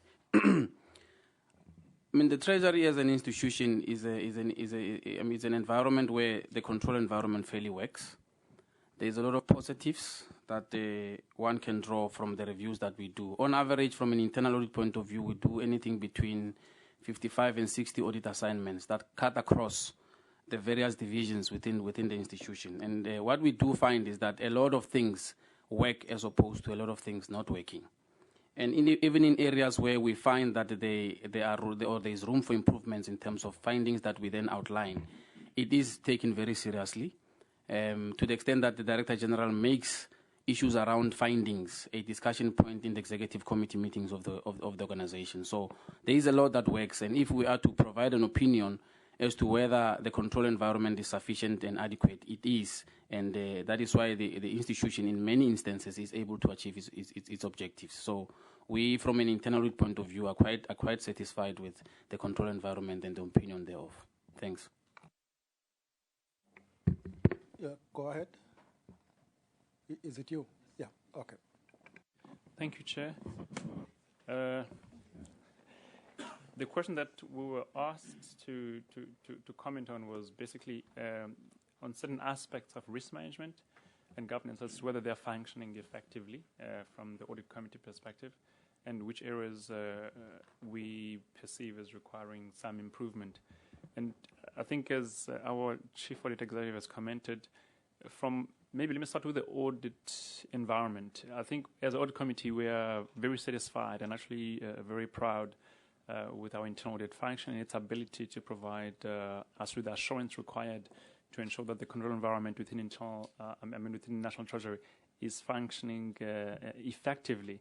And so there's hardly any area that we can say requires improvement. But maybe just to mention a few of the areas that really they've assisted us in, is that they actually enjoy a lot of support from management and the senior executive, and there's a lot of close working relationship with them, which ensures us that there is they take our internal audit very seriously, and therefore its output is able to be that the one which is very reliable.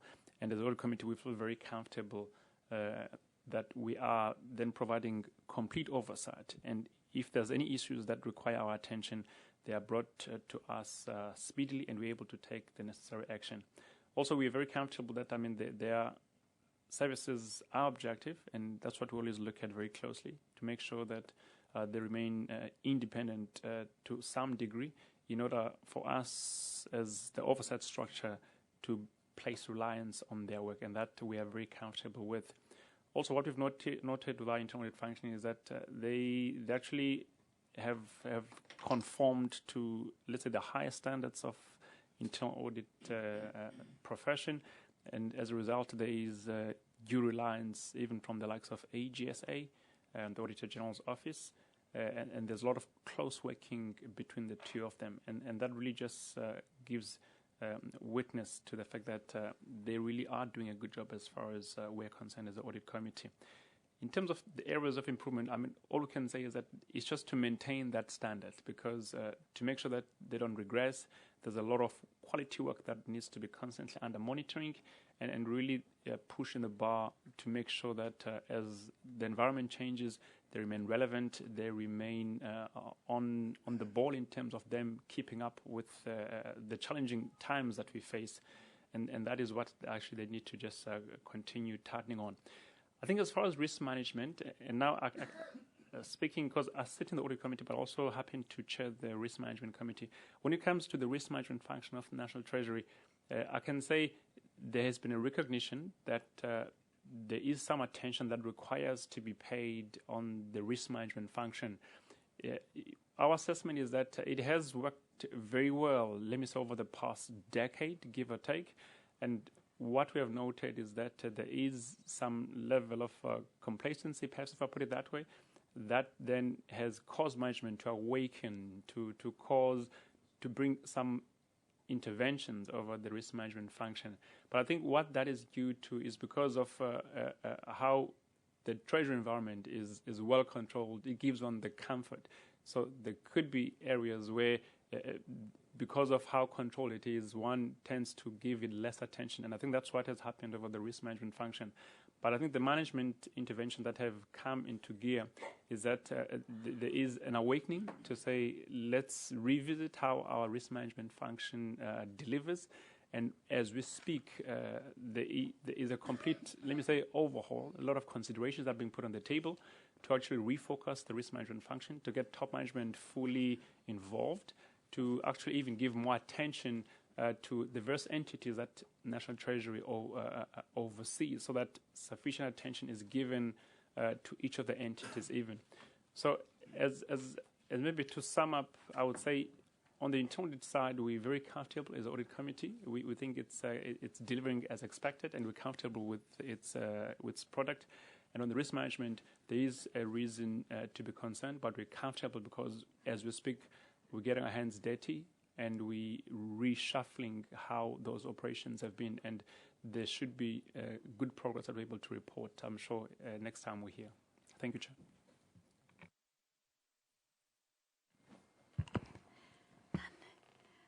I take it that we've received the 2 remaining responses. I wish I was here, but I couldn't. But it's okay. Honourable members, are there follow-up questions? None. Especially on the internal auditor and the chairperson of the audit committee. You are happy? No follow-ups, ne? Yes, Honourable Dr. Fick. Yeah, maybe just for the record, what is the composition and qualifications of the audit committee? Yes, please. We'd like to look at their quality inputs. Thank you, Chair, for that. We are 6 members, maybe in terms of just the numbers, and we have our chair, for example, is a chartered accountant. Myself, also a chartered accountant. So I think in the committee there's about 2, if not 3, chartered accountants. We've got an IT specialist, almost like a professor kind of a caliber, to make sure that we overlook our IT, we oversee our IT enablement within the National Treasury space. So I would say the composition is one that is diverse, is one that ensures that we are able to oversee the diverse operations of the National Treasury, because it is a huge portfolio. And what we pride ourselves in is the ability to keep a close relationship with the senior management structure. We are able to, on demand, if needs be, call upon management, the DG included, to be able to pay particular attention to areas that we think are of concern. Even the chair, I think they touched on the IFMS. We have paid attention, same concerns that have been shared in here. We've highlighted them, and we're zooming in on areas that are of concern. That's with the assistance, for example, of our IT capability. So I'll say it is diverse and it is fully capable, and we've tried to really capacity the best possible. Okay. Sorry, Chairperson, Honorable Chairperson. And the chairperson is a woman. Is a black African woman. The chairperson of the board, not you. Audit committee, sorry.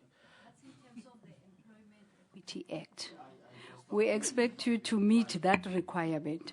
Now, the question was qualifications. Obviously, Baba, you've been general. So may we request that we be provided, because just that we are diverse.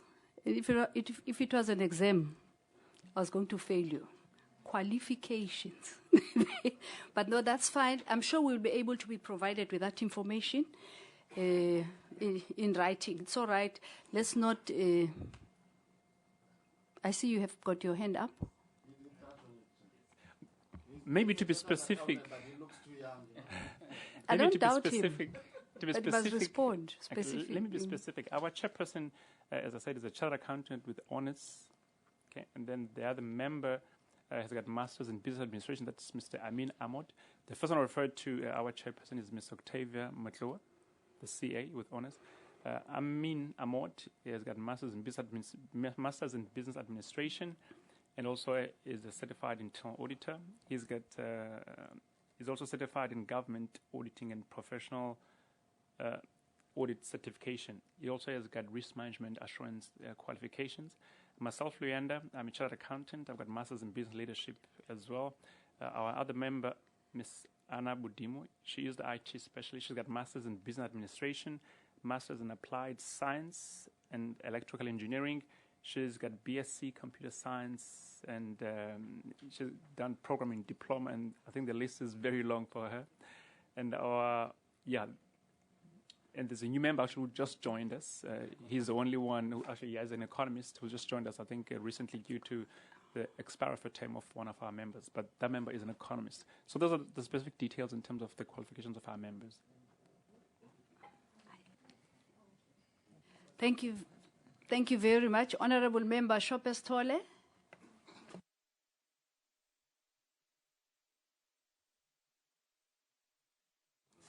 Make a humble plea that I would like to see the latest report of the audit committee, if we can just see the copy.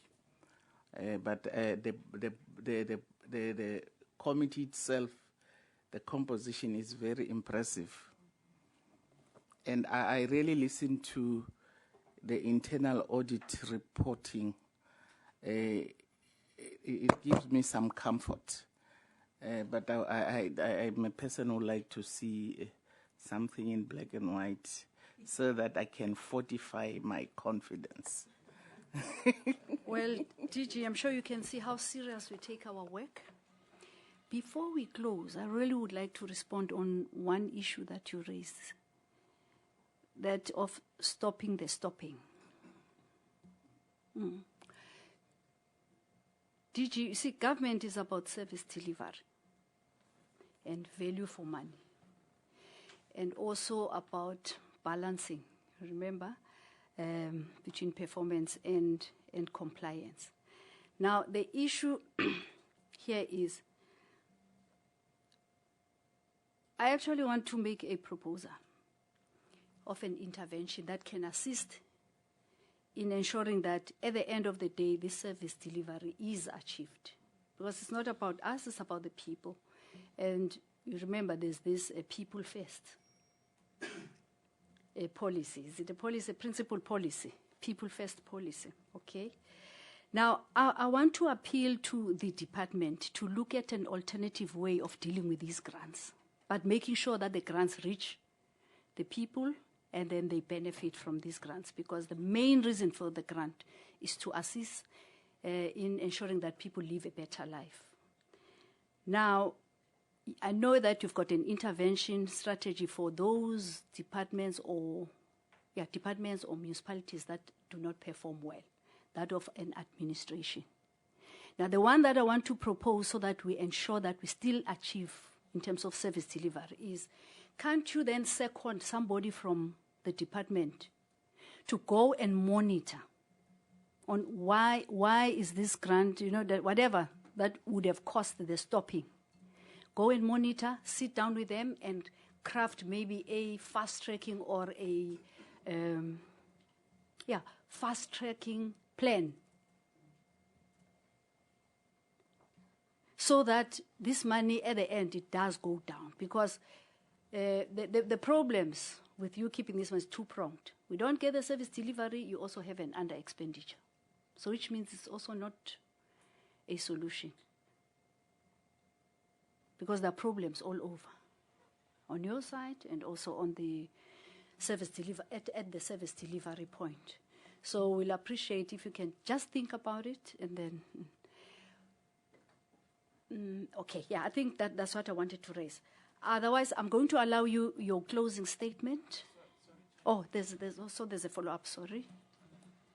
I think I want to support the sentiment of the chair and other members who have spoken before.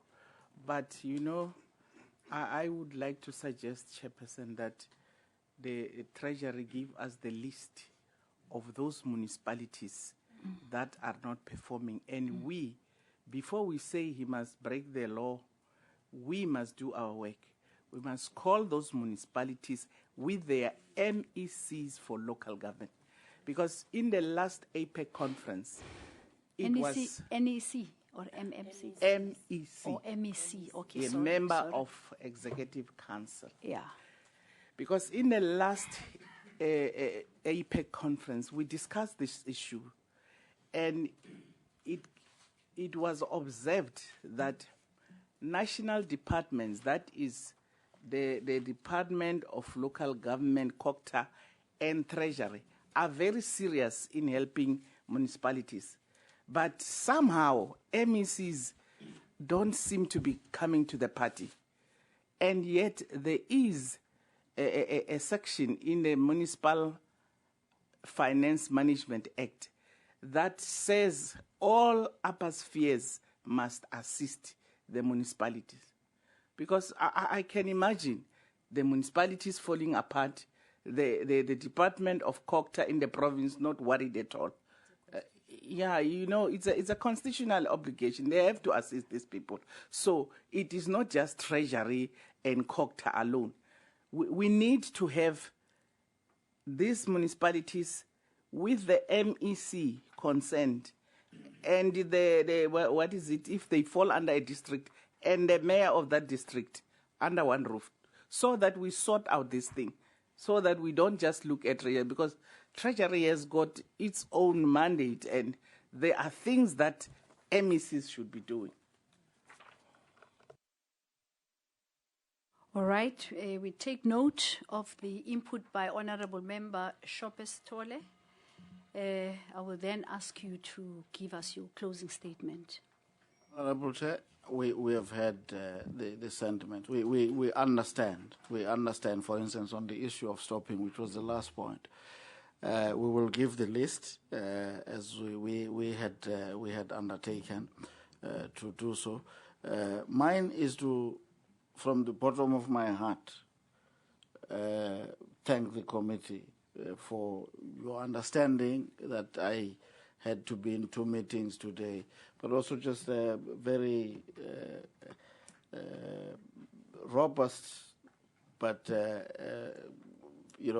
engagement that enables us to go back and improve the way we do things, and be cautious that, as the Honourable Chair said, we continue to play as effectively as possible the role that we are entrusted with playing within the system, and we don't take lightly coming here, and we always try our best to listen when spoken to. Thank you very much.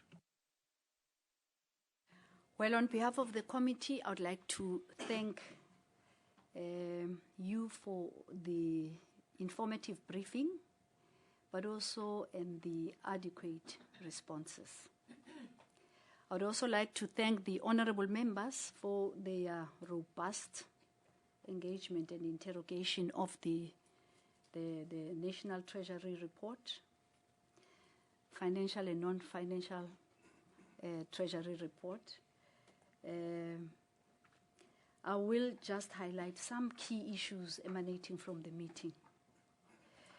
The committee welcomes the many positive contributions that the department is making towards the NDP and attaining targets, including leveraging much-needed investment, meeting government's liquidity requirements, ensuring all procurement plans are published on the new e-tender portal, training staff in the implementation of financial management reforms, and others.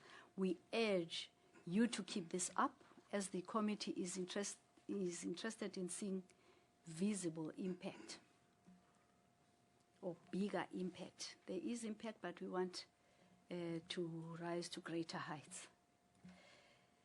Now, however, the committee wishes to see significant improvements on the job fund, with specific emphasis on tracking geographic distribution and focus on more employment-intensive and technology-intensive sectors.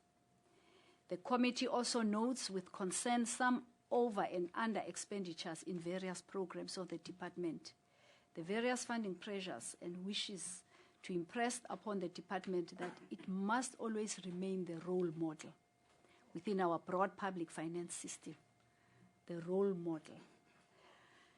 Now, the committee generally views the compliance with laws and regulations as important, especially with regards to intensification of oversight for radical transformation of our society and sustaining our public finance system. Radical transformation.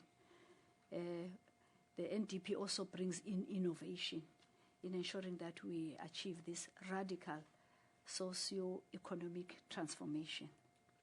Indeed, complementary oversight and best practice is that Parliament works hand in hand with audit committees, and the input is appreciated. Overall, the committee views National Treasury as a valued and critical partner and is in support of the aim of ensuring sustainable public and fiscal risk, supporting sustainable employment, supporting infrastructure development, and ensuring economically integrated cities and communities. Lastly, would like the Department of National Treasury to reconsider the withholding and find an amicable way of ensuring that the grant reaches the service delivery point and the service delivery point uses the grant efficiently and effectively. So you'll see, you'll find something in between there to make sure that these two are achieved and also continue to achieve meeting the Treasury norm. And I know who sets the Treasury norms, just meeting the Treasury norm. Thank you very much. Thank you. Indeed, we've had fruitful, constructive, and meaningful engagement. The meeting between ourselves is adjourned.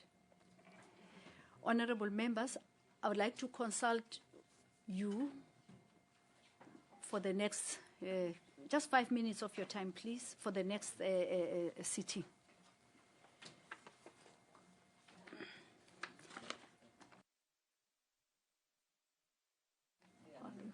You got them. Do you need any clarity-seeking questions? Are these? Can you best use this information that was circulated in the next? The education one is still coming. It's just to empower you to be able to engage them vigorously, so that we achieve.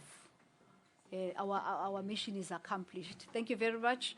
Let's go for lunch.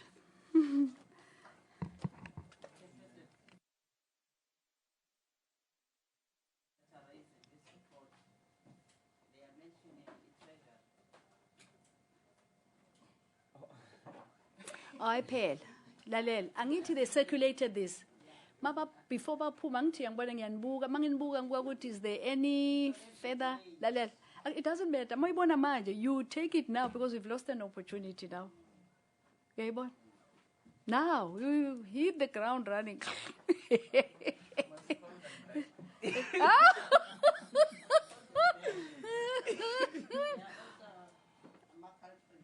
Yeah, no, that's fine. You know what we'll do? We will write to them. And Darren and Sisi, ne? We need to write to them and just make them aware of these other issues that were picked up, and we request for their cooperation. Noted. We are noted. Okay. Bob, thank you so much. Thank you. Did you say you're a chartered accountant? Oh my God. Congratulations. Eh? Yeah. Okay. Bye.